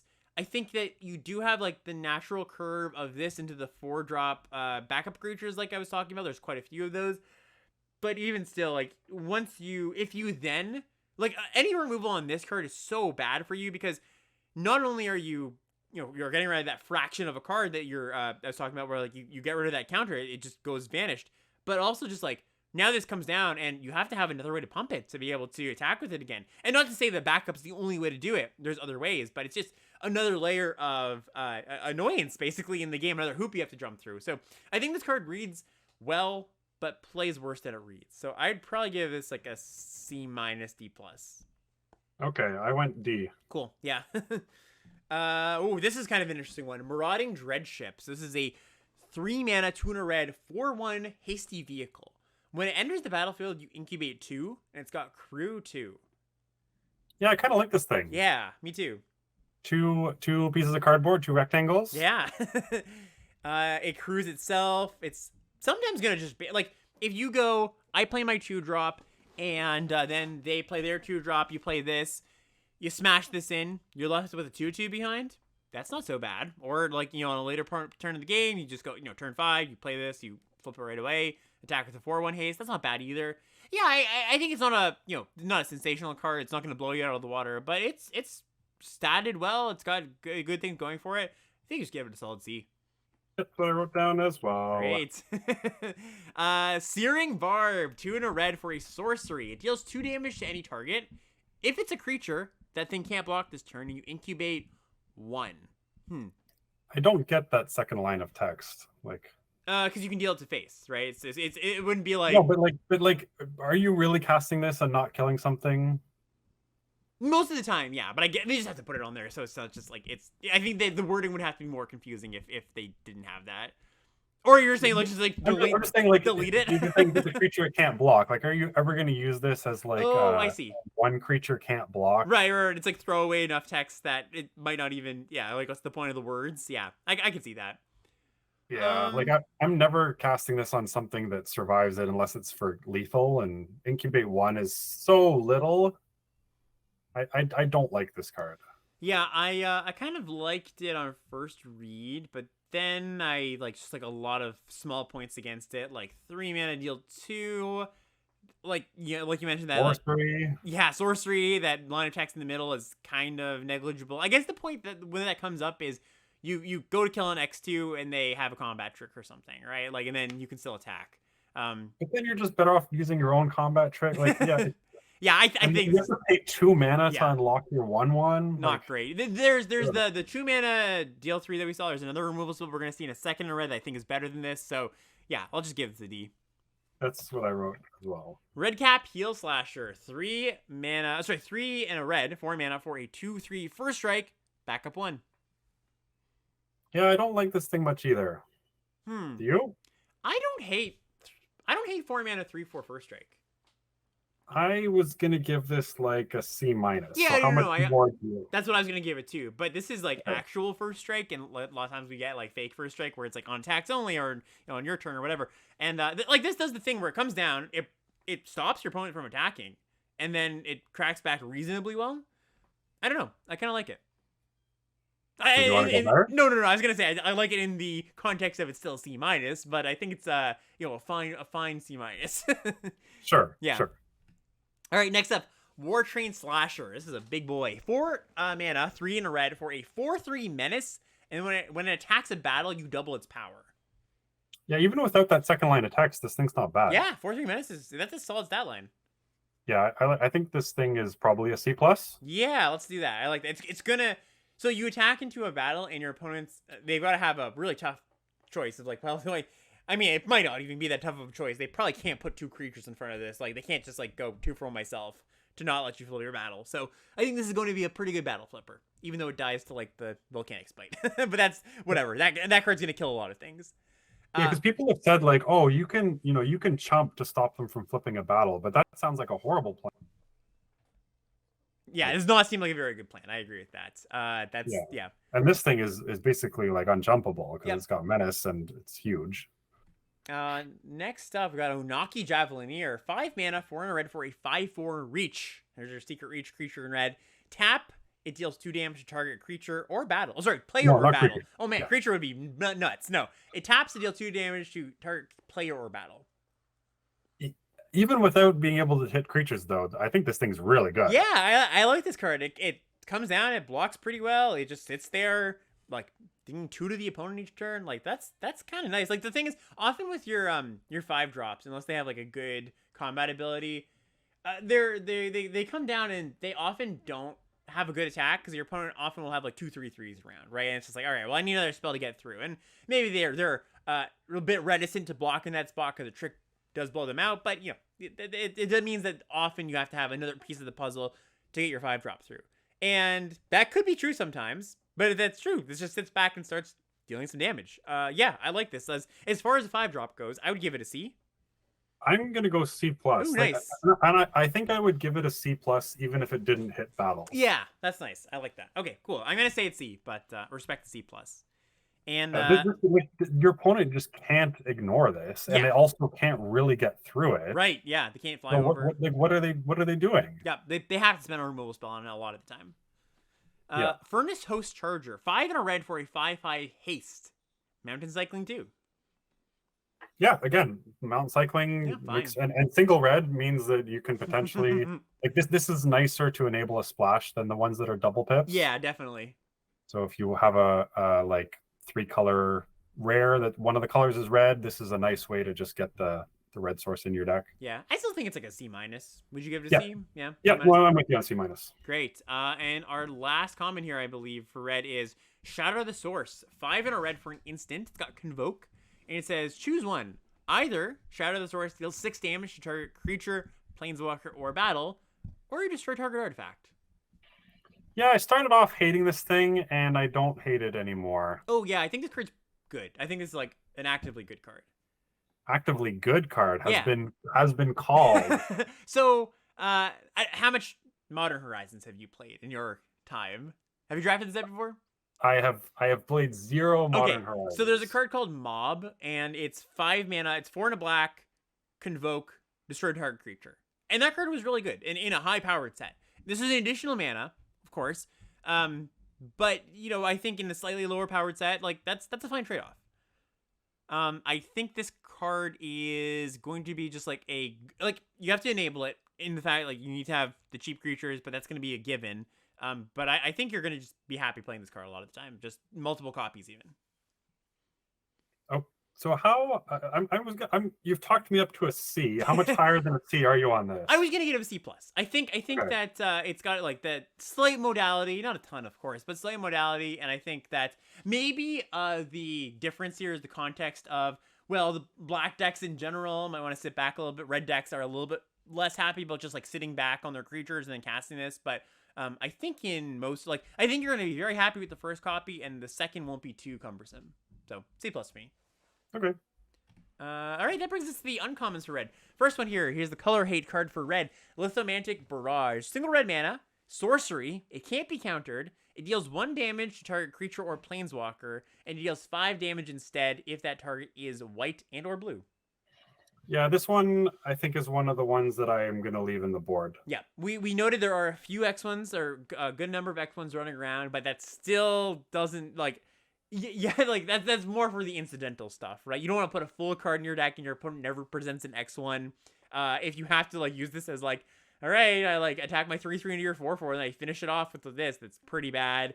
You know, against a blue and a white deck, great.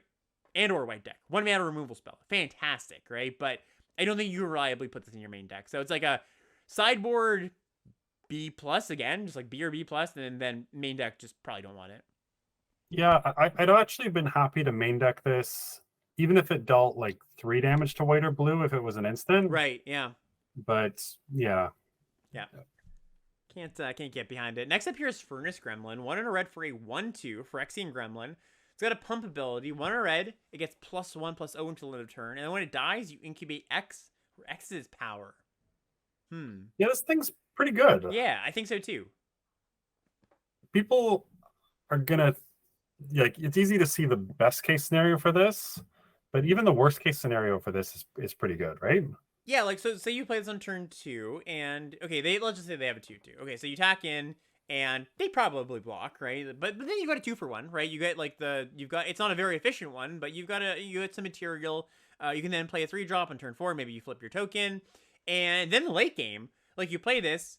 Let's just say you attack with this, and they have to block it at some point, and you can then incubate like 4 potentially at some point in the game. Like that's pretty good. So it's a good early play. It's a good late game play. I think it's just like a solid C+. The interesting thing about this, which is kind of counterintuitive, is I almost think it's like better in a control deck. Yeah, totally. That's a great point. Because especially with how much stuff there is to do with your mana, like it's pretty easy to leave mana up.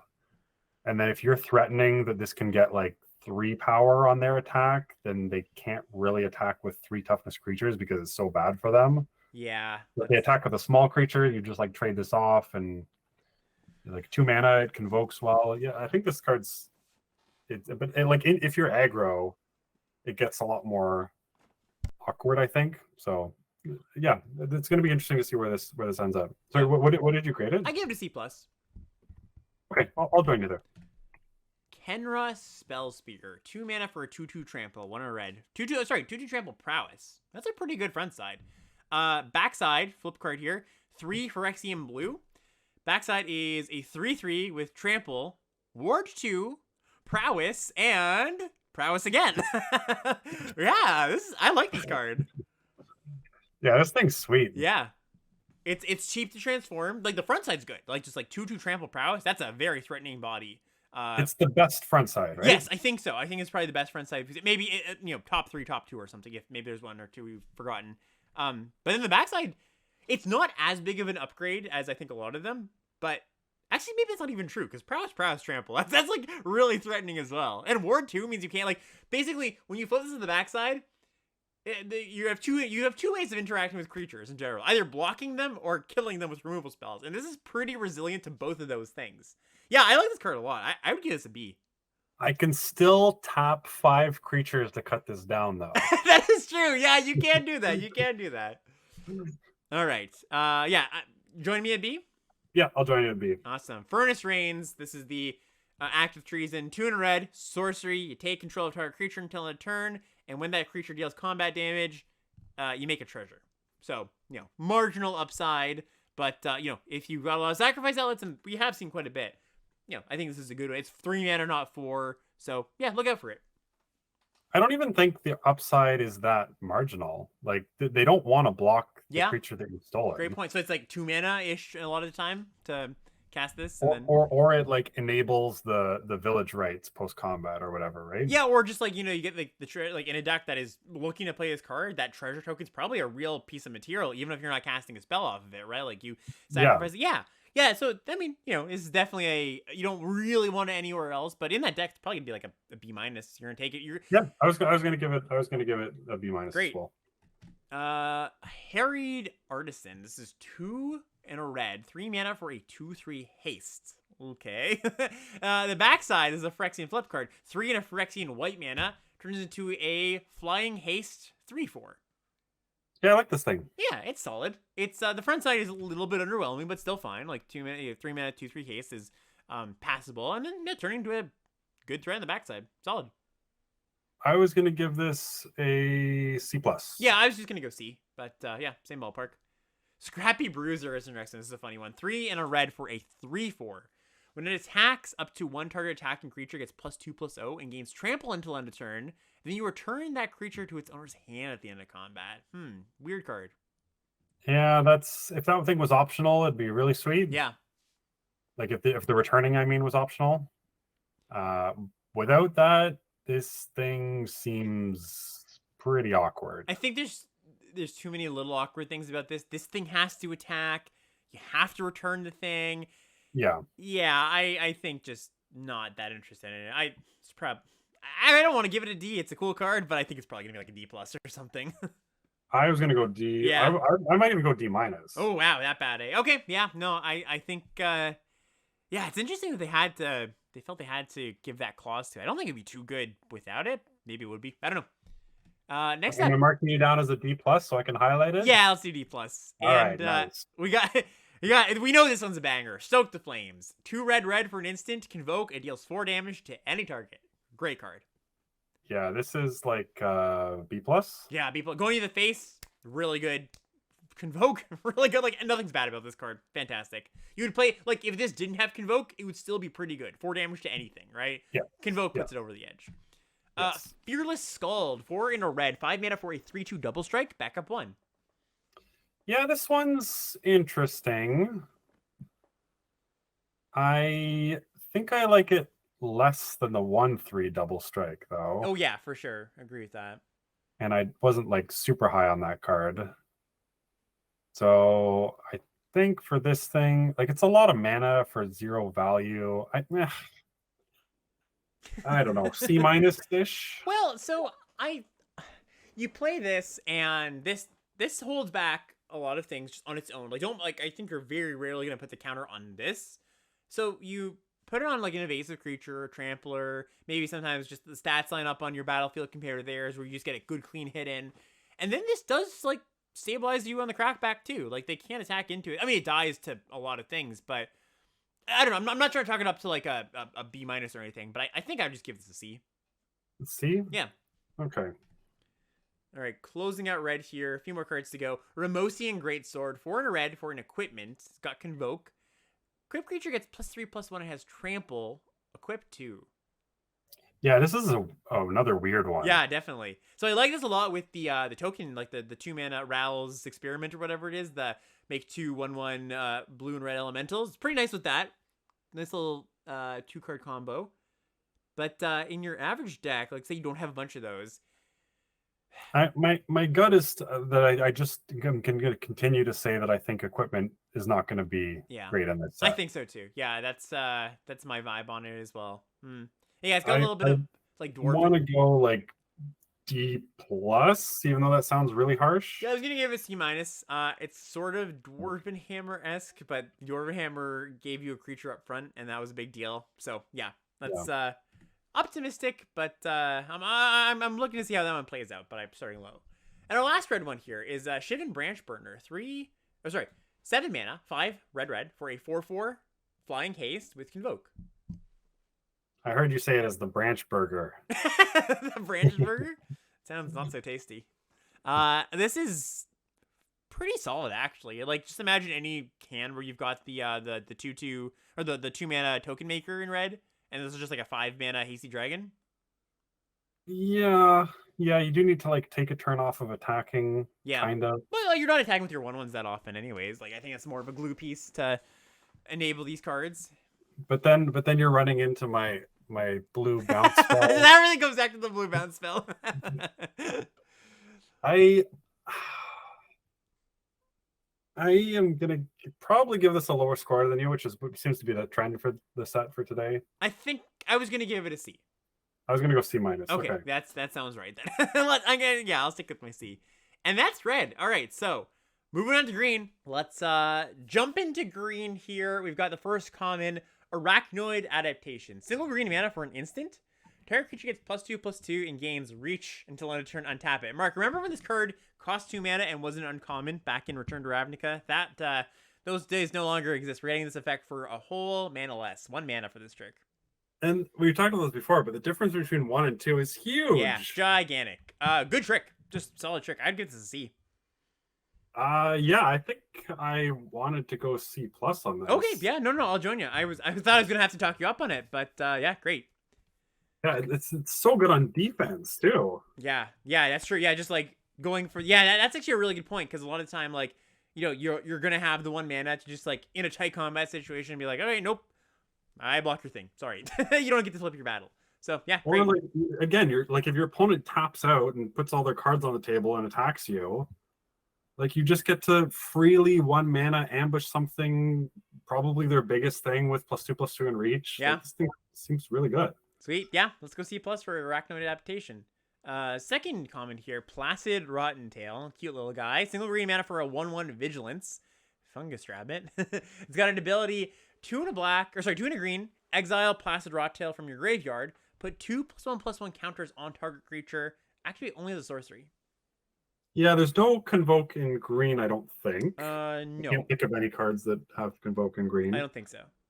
So that like upside is little less relevant, but this Mhm. card still seems okay. Yeah, like you play it and like you put some counters on it, and vigilance is like a fine thing to put some counters on, but not the best. Hmm. Yeah, I think that. Well, like green white is about plus almost some counters Yeah. a little bit. Green black like has lots of ways to sacrifice creatures, Mm-hmm. and then green blue has convoke. So I don't. It just seems like it kind of fits into a lot of shells. I feel like it fits in a lot of shells, but not particularly well. Like it's like this like loot card that's. Yeah, I agree with that. I think it's like not that exciting any of those places though. So I'm gonna give it a D plus. I think I could come up on this. You know, 1 mana cards always, have a special place, not in just in my heart, but in just like evaluating sets because, 1 mana is 1 mana. We just talked about with the last card, but I think this one I'm gonna start low on. Okay, I'll go C minus. Cool. Next up we've got Seed of Hope, single green mana, instant. Mill 2 cards, then you put a permanent card from among the mill cards into your hand. You gain 2 life. Ooh. So this card seems okay, but just the fact that you can miss. Yeah, that sucks. Yeah, I'm probably gonna lean towards not playing these. So let's say you have 6 non-creature spells in your deck, and that's like pretty average for like a high creature count, high battle. I mean, battles count as permanents too, right? That you can hit off this, and it's kind of akin to a preordain-esque card where you get the 2 life, and it's an instant. I don't know. I'm not totally off this. A lot of people in chat saying F, and I agree it's not great, but I do think that like imagine you've got a deck with all permanents or close to. Like you can't miss there, and you can replace a land with this because you're pretty likely to hit a land. Yeah. You're right. Yeah. Oh, I got another. You're right. Nice. So I'm not gonna give it a high grade. I just want to note that if you are in it, like in the 2 life is relevant. The 2 life is quite relevant. So I think if you've got a high enough permanent count, you can play this card. You can replace your first land with it. It's not gonna be I got a Seed of Hope, 7th pick. Wow. But just keep your eye out from it. That probably amounts to like a D plus. You talked me up on it even more. Oh, cool. I'm gonna go C minus. Nice. Okay, cool. Yeah, you know what? I'm gonna join you there. I'm gonna add my enthusiasm to the grade. Okay. All right. Next up, Atrax's Fall. Spoiler alert. 1 and a green for a sorcery. Destroy target artifact, battle, enchantment, or creature with flying. So I guess green can destroy battles, which is like a little bit weird. But anyways. Yeah. So just to be clear, that if you target one that you've cast, it is not flipping. Yes. Yes. Exactly. Flipping. Yeah. It's just this is a sideboard card. I don't think you can main deck this card. Yeah, it's very close. Yeah, it's so close, right? It hits basically every permanent type except for creatures, and some of those it hits. Yeah, I still think it's gonna be too hit or miss, so I just give it a sideboard grade. Okay, sure. All right, next up we've got Cosmic Hunger. Next up we've got Cosmic Hunger. This is a 1 and a green instant, and it's a bite spell. It's target creature you control deals damage equal to its power to another creature, planeswalker, or hey, a battle too. Yeah, again, battle is not something I want to do, but I'm sure it'll happen. I'm sure I'll do it in this format at some point. The fact that you can do it as instant speed and like use your battle as an ambush blocker could be better than killing their creature sometimes too. Yeah, I do want to like push back ever so slightly and like maybe talk you up a little bit on the cards that are like point this at the battle. Like I'm not saying like you're actively gonna want to do it, but like just the modality of that does mean something. Because there are times where you just choose to do like 2 mana flip my bat, 2 mana I get the backside of my battle, right? So I do think it's gonna be relevant. This is good. This is like as about as good as you can get for your green punch spell. So probably like a C plus. C plus, okay. Yeah. I was even. Yeah, I'll join you at C plus. Cool. Iridescent Blade Master, 1 and a green for a 2/2. It's got a pump ability, 3 and a green. Iridescent Blade Master gets +2/+2 until end of turn. Yeah, I really liked the Sunbathing Rootwalla from Dominaria United. Me too. And I've always liked cards like this. That being said, I'm a little lower on this one this time, and I can't really put my finger on why. So I mean, you put a counter on it. That means I think it's gonna win most combats for the first 4 or 5 turns of the game, like start of activation, anyways, right? And then it just in the back of my head, I see Mark looking at his hand and seeing the bounce spell and going, yes, excellent, excellent. That's why. You figured it out. Yeah. I figured it out, but your subconscious is trying to tell you that. Why don't I like this card? But it's fine. I think I'd give this like a C minus. Okay. Yeah. You want to give it like a D in the D range? No, I think C minus is fair. Okay, cool. Portent Tracker. This is an interesting one. 1 and a green for a 1/1. Tap it to untap target land, or tap it to choose a battle. If opponent protects it, you remove a defense counter. Otherwise, you put a defense counter on it. So, but only as a sorcery. Only a sorcery. Yes, thank you. That's the line of text that I didn't say. So like it's a mana ramp creature, and I'm pretty low on like 2 mana 1/1 mana ramp creatures. Like there was the from Neon Dynasty, the one that was like a 2 mana 1/1. If it was modified to tap for 2 mana instead, and untapping a land is a bit different, certainly. But I don't think it's just like straight up. Oh yeah, you always play these. I think that's not something like you want to have a purpose for it. You want to be ramping into something. I think that is like an okay baseline, but not just like oh yes, this is gonna go in all my green decks baseline.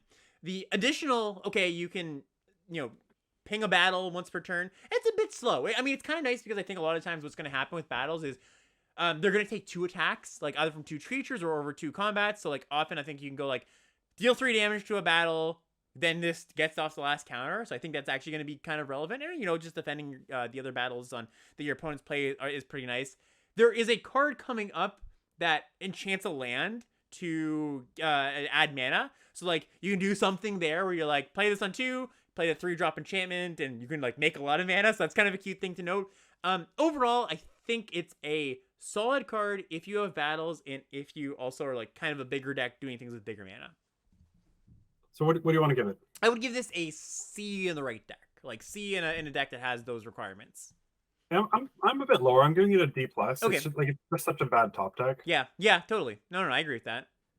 Like 2-drops these days are pretty good top decks a lot of the time. Like they do a good job of being like, oh, I didn't just draw my like 2-mana 2/2 on turn 8, and it's like, just it's just irrelevant. They do a good job of that, and this is not that. And part of why these cards are not very good, like they outstay their welcome a little bit too quickly, I find. Yeah, and even being a mana elf, again, we talked about this bit, but like every card's a mana elf with the convoke, so it loses some value. Yeah. Okay, so I'm gonna come down on it. I agree. A C minus is probably more apt to even with the arguments I've presented. I think it's probably just gonna be not that great. Right. Venging Earth, 1 and a green for an instant. Target creature or land you control becomes a 4/4 elemental creature with haste in addition to its other types until end of turn. It must be blocked this turn if able. Can you imagine playing into this in a format with a 1 mana bounce spell? Just stone rain them. Yeah, this effect is not good. Like they've actually stopped printing these kind of effects for a while, and this is I think last time actually was the Battle for Zenda card. Maybe there's one right after that, but like turning your land into a 4/4. Kind of sounds appealing because it's like, okay, like I can eat one of their attackers. It never really works out the way you want it because they can bounce it. They can win with a combat trick. Like you're still using a real card. This also costs 3 mana if you're trying to do that on on blocks or attacks. Like you have to use the land as a thing. And also this as a pump spell is not very good. Turns into a okay, to clarify a few things. First of all, you don't have to target a land. No. I know. I'm just saying like if you're doing a land, if you're targeting a land. Yeah, and then also often when we see these effects printed as sorceries,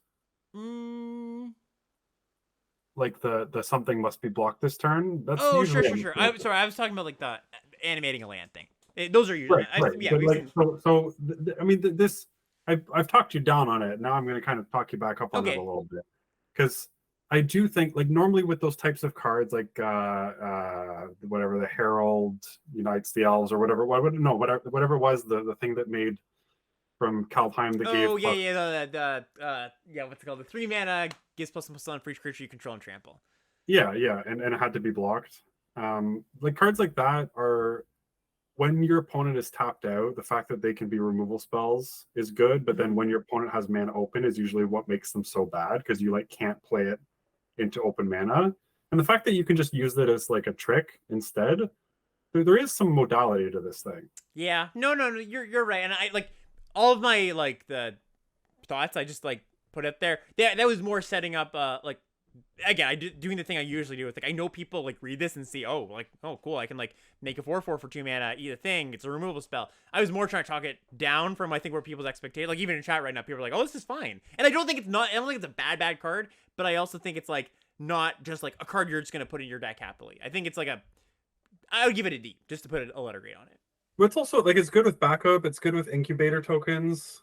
There's like a lot of spots where it's gonna play reasonably well. I'm kind of talking myself on it. I love this. In the final hour of the set review, we're talking about a card for 5 minutes. Yeah, sorry. No, it's fine. I don't mind. I think I'm gonna go like a C minus. Okay, yeah, I'm gonna stick with my D. I could definitely be wrong. Like, I guess here's another thing. If you're thinking about the combat trick side of it, it doesn't often. I guess it's gonna give like +2/+2 a lot of the time for the things you're targeting. Yeah. Square up as a comparison. All right, we spent too much time on this. I'm gonna give it a D. You're gonna give it C minus or D plus. Sure. Yeah. Cool. Wary Thespian. 1 and a green for a 3/1. Cat Druid. When it enters the battlefield or dies, surveil 1. This card's just good. Yeah, this is great. This is just a good card. This is like a C+ level 2 drop. Yeah, even if you trade this with like one of the 1/1 reinforcement tokens, the fact that you get the surveil too is like that's great. Yeah, no, I like this is a really quality 2 drop. Great. Yeah. All right, love it. Blighted Burgeoning. So this is the enchantment I was talking about. So this is 2 and a green for an enchantment aura.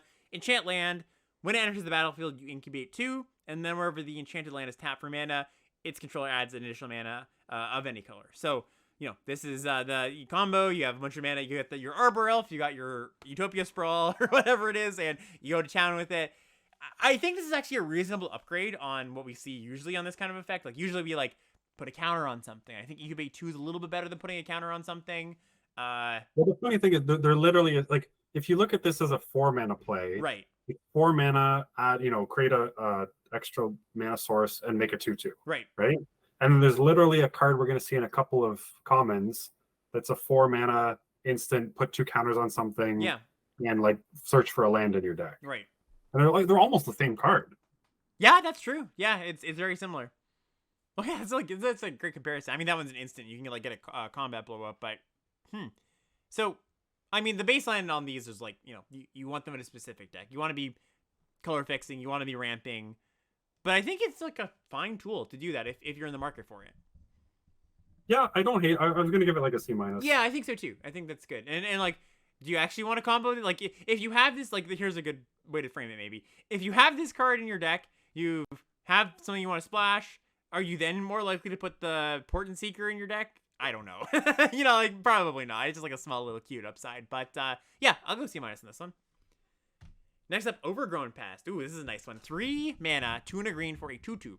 When it enters the battlefield, you look at the top 5 cards of your library. You may reveal a land or a double face card from among them. Put that card into your hand, the rest in the bottom, in any order. 5's a lot of cards. 5 is, you're not going to miss land on this. Like, sometimes with Contagious Vorak, you missed a very small percentage of time. I missed with Vorak every damn time, okay?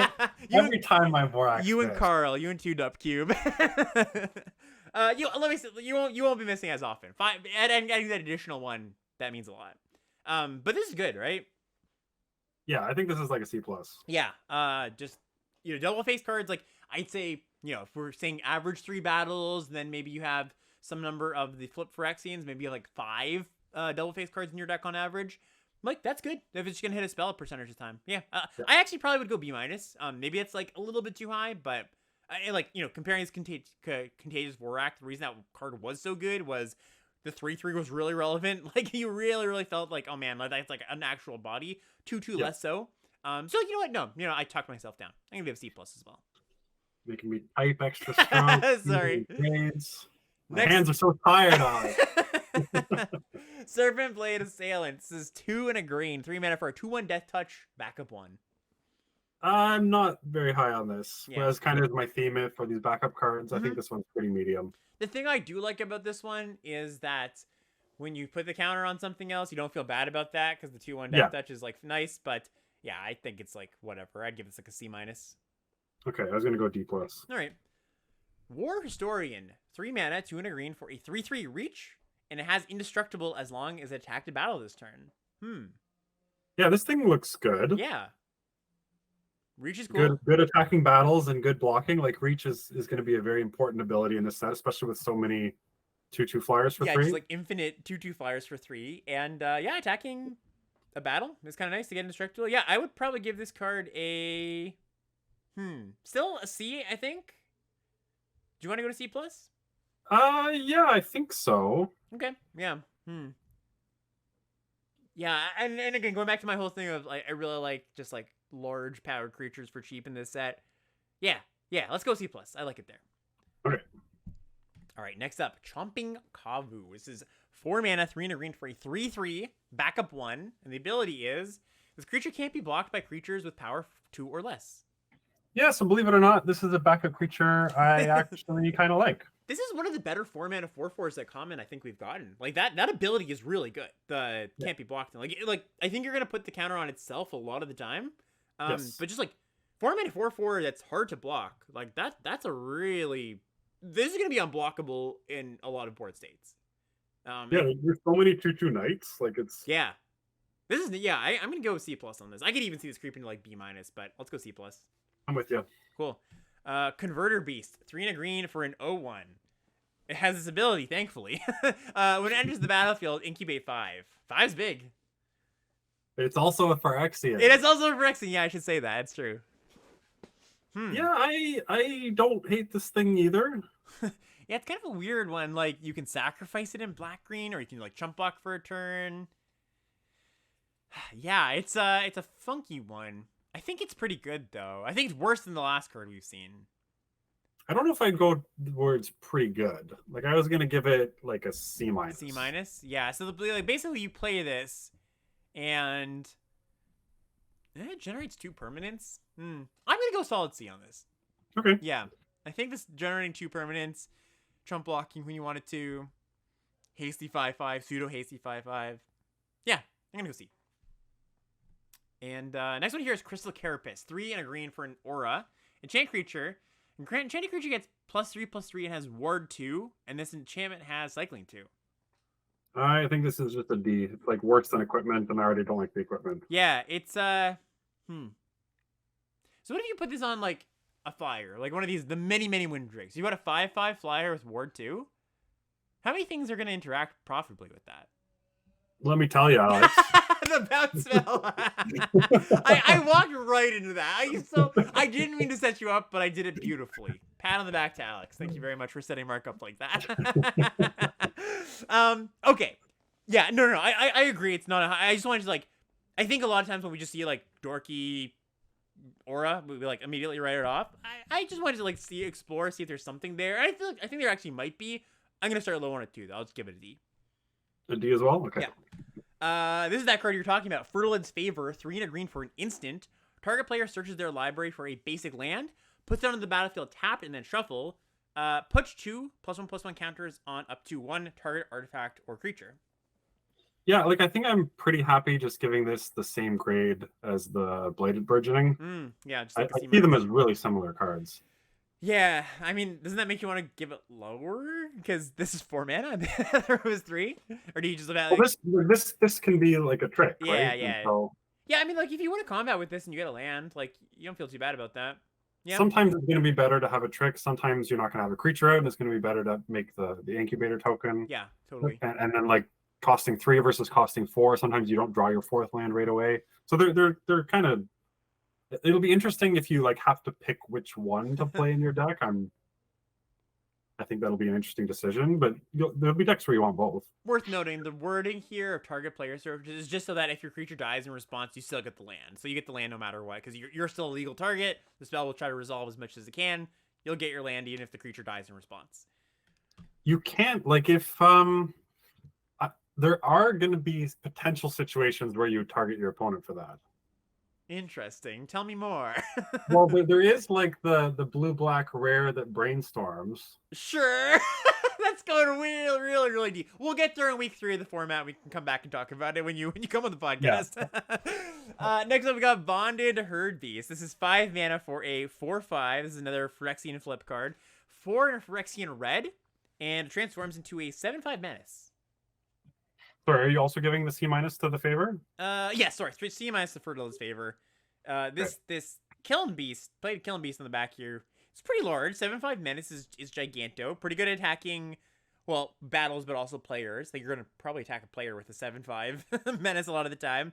But not that exciting overall. Just like 5 mana at the front side, 5 mana, 4-5. Backside, 5 mana to flip. Also meh. So I think it's like a D. Yeah, this is one that the bounce spell really Yeah. works, but it is like a big creature. Did you say D on it? I said D, yeah. Oh, okay, I'm not that low. I think all these transform cards are still Just solid, just like flexibility. Yeah, D plus maybe. Yeah, I'll revise that to D plus. Sorry to make you type again, but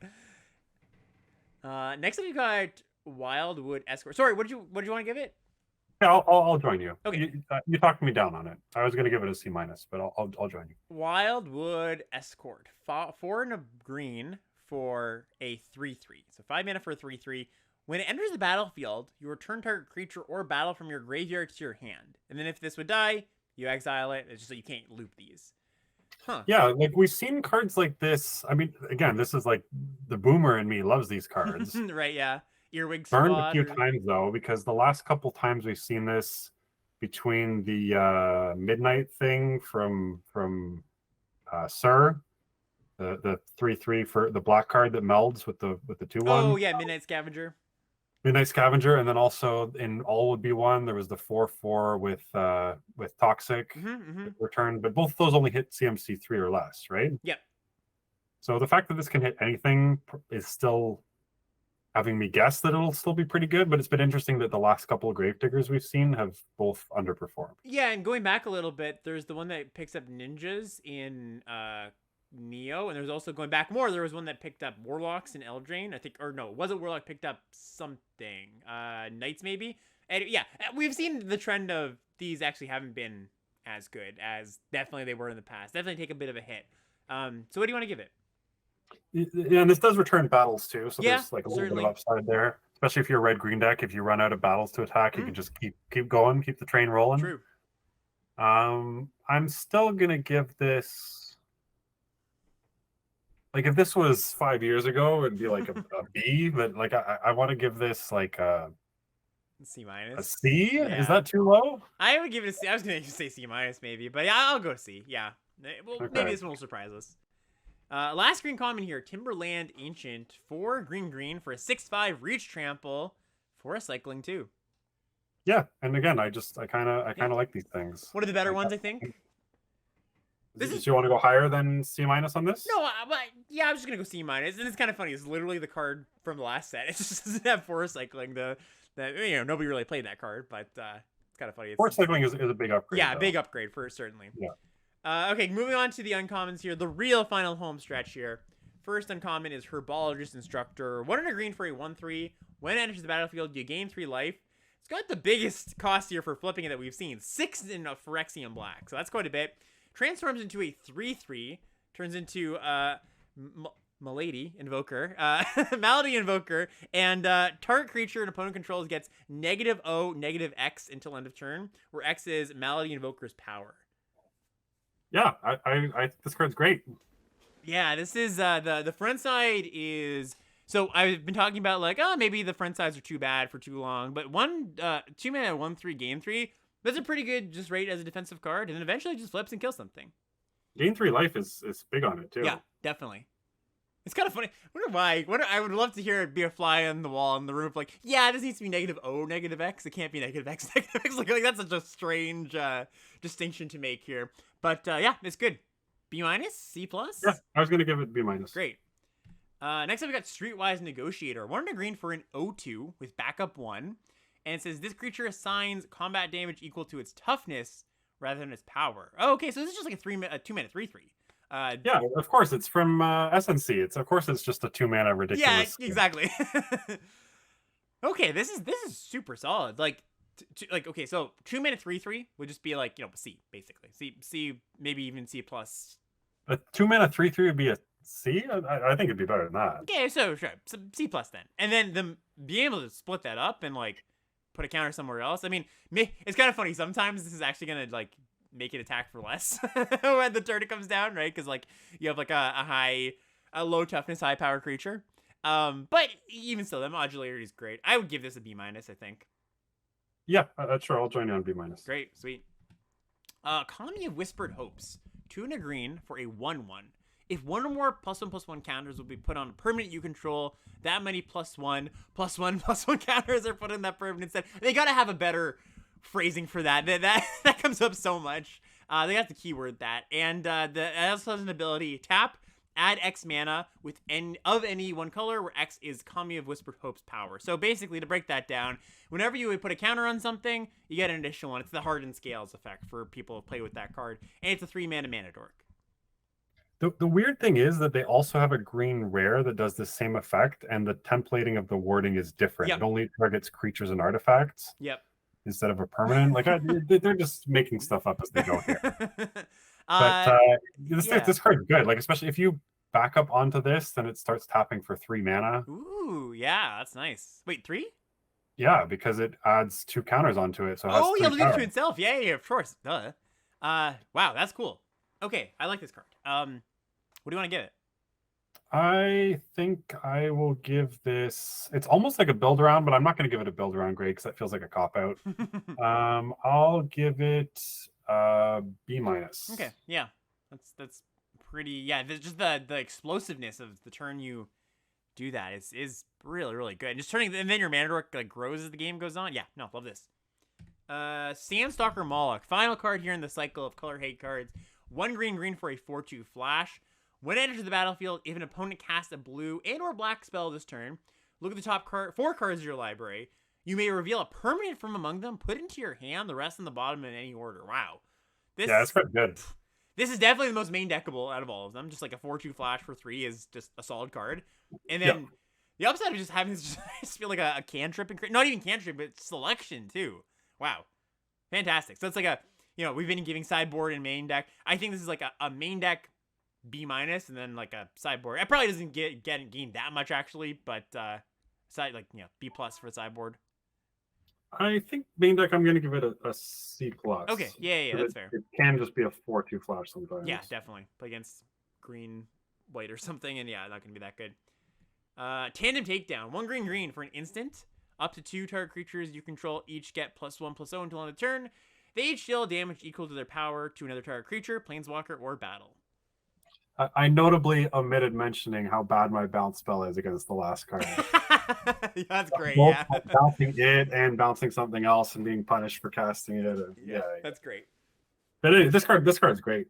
Yeah, this is a good variant of a fight spell, or a bite spell, I should say, and it's pretty hard to get blown out in this too, because most of the time, you're going to target your biggest things, and if they kill one thing, it's going to most likely the other thing's going to be able to deal damage too. Yeah, just a very efficient. I mean, double green is certainly something, right? You have to consider that. But if that's not so much ammunition in your deck, this is like a B minus. Yeah, I think I'm gonna go up to B for this. Nice. Like, I think there can be spots where this is like, you're trading up twice and killing something. Yeah, totally. Like the whole clear shot thing. Like, it's not going to give you the combat blowout as often as clear shot did, which was this card, but targeted one thing, gave +1/+1. But yeah, sometimes they're going to line up like, 2/3 on 2/3, and you get the combat blowout plus the kill spell. So yeah, I agree. Let's bump it up to B. Notvold Hermit. 4 mana, 3 and a green for a 4/4. Phyrexian flip, 5 Phyrexian blue. Backside's a 5/5, and when it attacks, up to 1 other target creature, has base power and toughness 5/5 until end of turn. Oh, this is not on my slides, but I know what this is. Okay, I will just look at your. Yeah, okay, that thing. The base side of it is what? It's a 4/4. Turns into 4/4 for 4, right? Yeah, 4/4 for 4 turns into a in the back. Yeah, I'll just 4/4 for 4, and then 6 mana, 5 in Phyrexian blue to transform into a 5/5. Yeah. This thing's quite good. Yeah, just the 4/4 for 4, solid. And then at some point you just go. I mean, on turn 5 even, you just go. All right, flip it, attack you for a bunch, like a ton. Like that's a lot of damage coming out of you. And it's another one of these base power and toughness things, which works so well with backup and incubator tokens. Yeah, that's great. Want to give this one a B minus? B maybe? Yeah, I'll give. Yeah, I think I'll give it a B. Okay, cool. Storm the Seed Core, 2 green for a sorcery. Distribute 4 +1/+1 counters among up to 4 target creatures you control. Creatures you control gain vigilance and trample until end of turn. So these cards, we've seen them here and there, and they've always been a little bit underwhelming. Sometimes they're an instant, sometimes they give keywords. This is, I think they've pushed this a little bit. I think 4 is usually a bit more than they give, and giving vigilance and trample. I think you're really only going to want this in like a deck that cares about +1/+1 counters, but it is a lot, and a lot of modularity for the 4 mana. Yeah, I mean, this is kind of travel prep. Yeah, yeah, travel prep, both sides in one card. But notably, there are a lot of cards that care about stuff happening with multiples encounters. Like this is great with the green-white uncommon. Yeah, excellent. Yeah, and then I think this is going to be playable, but not great. Yeah, I was gonna go like C- maybe. I was gonna say C in the green-white deck is I think, Okay. because I don't think any other deck's really gonna care that much. Like green-blue, yeah, green. No, I think this is mostly just a green-white card. Okay. Ravenous Sailback, 5 mana, 4 and a green for a 3/4. When it enters the battlefield, you choose one. Either it gains haste, or you can destroy an artifact or enchantment. Yeah, it's a weird split. Yeah, definitely. Like I don't think it's great as a 3/4 haste. No, you want So, to be able to use that second ability. but I think there's going to be a good chance that you can get a target from this. Yeah, we've been talking throughout this review about, like, yeah, it's not that many artifacts, not that many enchantments, but like you're Well, the non-token is way worse than this. This is not non-token. This is not non-token, exactly. I think the difference between this and like something like, you know, a destroy target artifact is that like the fail case here is acceptable. Not amazing, but it's acceptable if they don't have anything that this can target. And then the upside is really good. Like if you get to kill a token, a Phyrexian token with this, and you have a 3/4, you're pretty happy with that. So I'll give this a C+, I think. I gave it a C. Cool. And our last of the Phyrexian enchantments here, Tangled Skyline. 4 and a green for an enchantment. When it enters the battlefield, you gain 5 life and you incubate 5, and Phyrexians you control have reach. Yeah, this is probably the best one of all of them. Yeah, the gain 5 that's big. That's a lot of life. Yeah, this is our Ravenous Lingerer, basically. Right? Yeah, I guess so. That's a good way of putting it. Yeah. So even if you just cast it for 7 and flip it right away, it's like it's not bad. Like 5/5, gain 5, reach for 7. And it's better than that because it's, you know, in the installment plan too. Right, and it gets all your other Phyrexians reach. Yeah, this is cool. No, I like that. Your opponent with any amount of flyers is just gonna be like, well, crap, that's like really bad for me when you have this card against any number of other Phyrexians. So yeah, I think this is pretty good. I'd give this one a C+, just like on its own, and I think, you know, it gets better from there. Yep, I'm with you. All right, are you ready for our last card here? Oh God, yes. Copper. We've been for those listening at home, and I might edit this down, but we've been going for now 5.5 hours. So, sweet relief here with Copper Host Crusher, 8 mana, 6 green, 8/8, trample hexproof. Phyrexian for what it's worth. Yeah, 8's just a little too much for me. Yeah, even for like a ramp deck, like your 8 mana cards have to like really be awesome. Like it can't be, oh, this comes down and okay, maybe it kills you in a few hits. It really has to be like I generate some sort of impact immediately, gaining some life, drawing a card, whatever. I think you're probably just gonna have better things to do. Like this is just like if you're some ramp deck and you don't get a rare payoff, but then why are you a ramp deck? You know, I think this is probably just not going to be a card you put in your deck very often. That being said, I would like to see this thing have reach, to be honest. Yeah, reach would be nice. Reach over trample, I think, is a pretty fair trade-off. I think you can ask for both for 8 Yeah, mana. you can ask for both for 8 mana. I think you're paying enough there. I'm going to go D-. Yeah, I was going to go D on this one.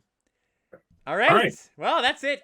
We still have tomorrow, of course. So for anybody listening out there, this is just the first part. We're going to do the rares, mythics, and the Multiverse Legends bonus sheet tomorrow, which is really cool. That has a few uncommons in there too, so some cards you're going to see often. Mark, as we blaze off into the sunset here, any last words about the commons and uncommons? Yeah, there seems to be a pretty big like power discrepancy between the colors. Like it looks like, you know, blue and white look really good. I think green's decent, and then red, and then probably black in last. But I don't think that the power differences are going to be an issue. We kind of talked about that a little bit already. So I'm really looking forward to this set. Like I haven't looked forward to drafting a set like this in a long time. And again, thanks so much for having me, and Can't wait to try it next week. Of course, yeah. No, this is a blast. I mean, I'll see you tomorrow. And for anybody else listening or catching this live on stream, you can find this multiple ways. You can find either the Twitch VOD if you're a Twitch frequenter. I'm probably gonna divide this into probably 2 videos on YouTube, and of course, it's gonna be up on the Limited Level Ups podcast feed. And if you made it this far, thanks so much for listening, and we'll see you soon.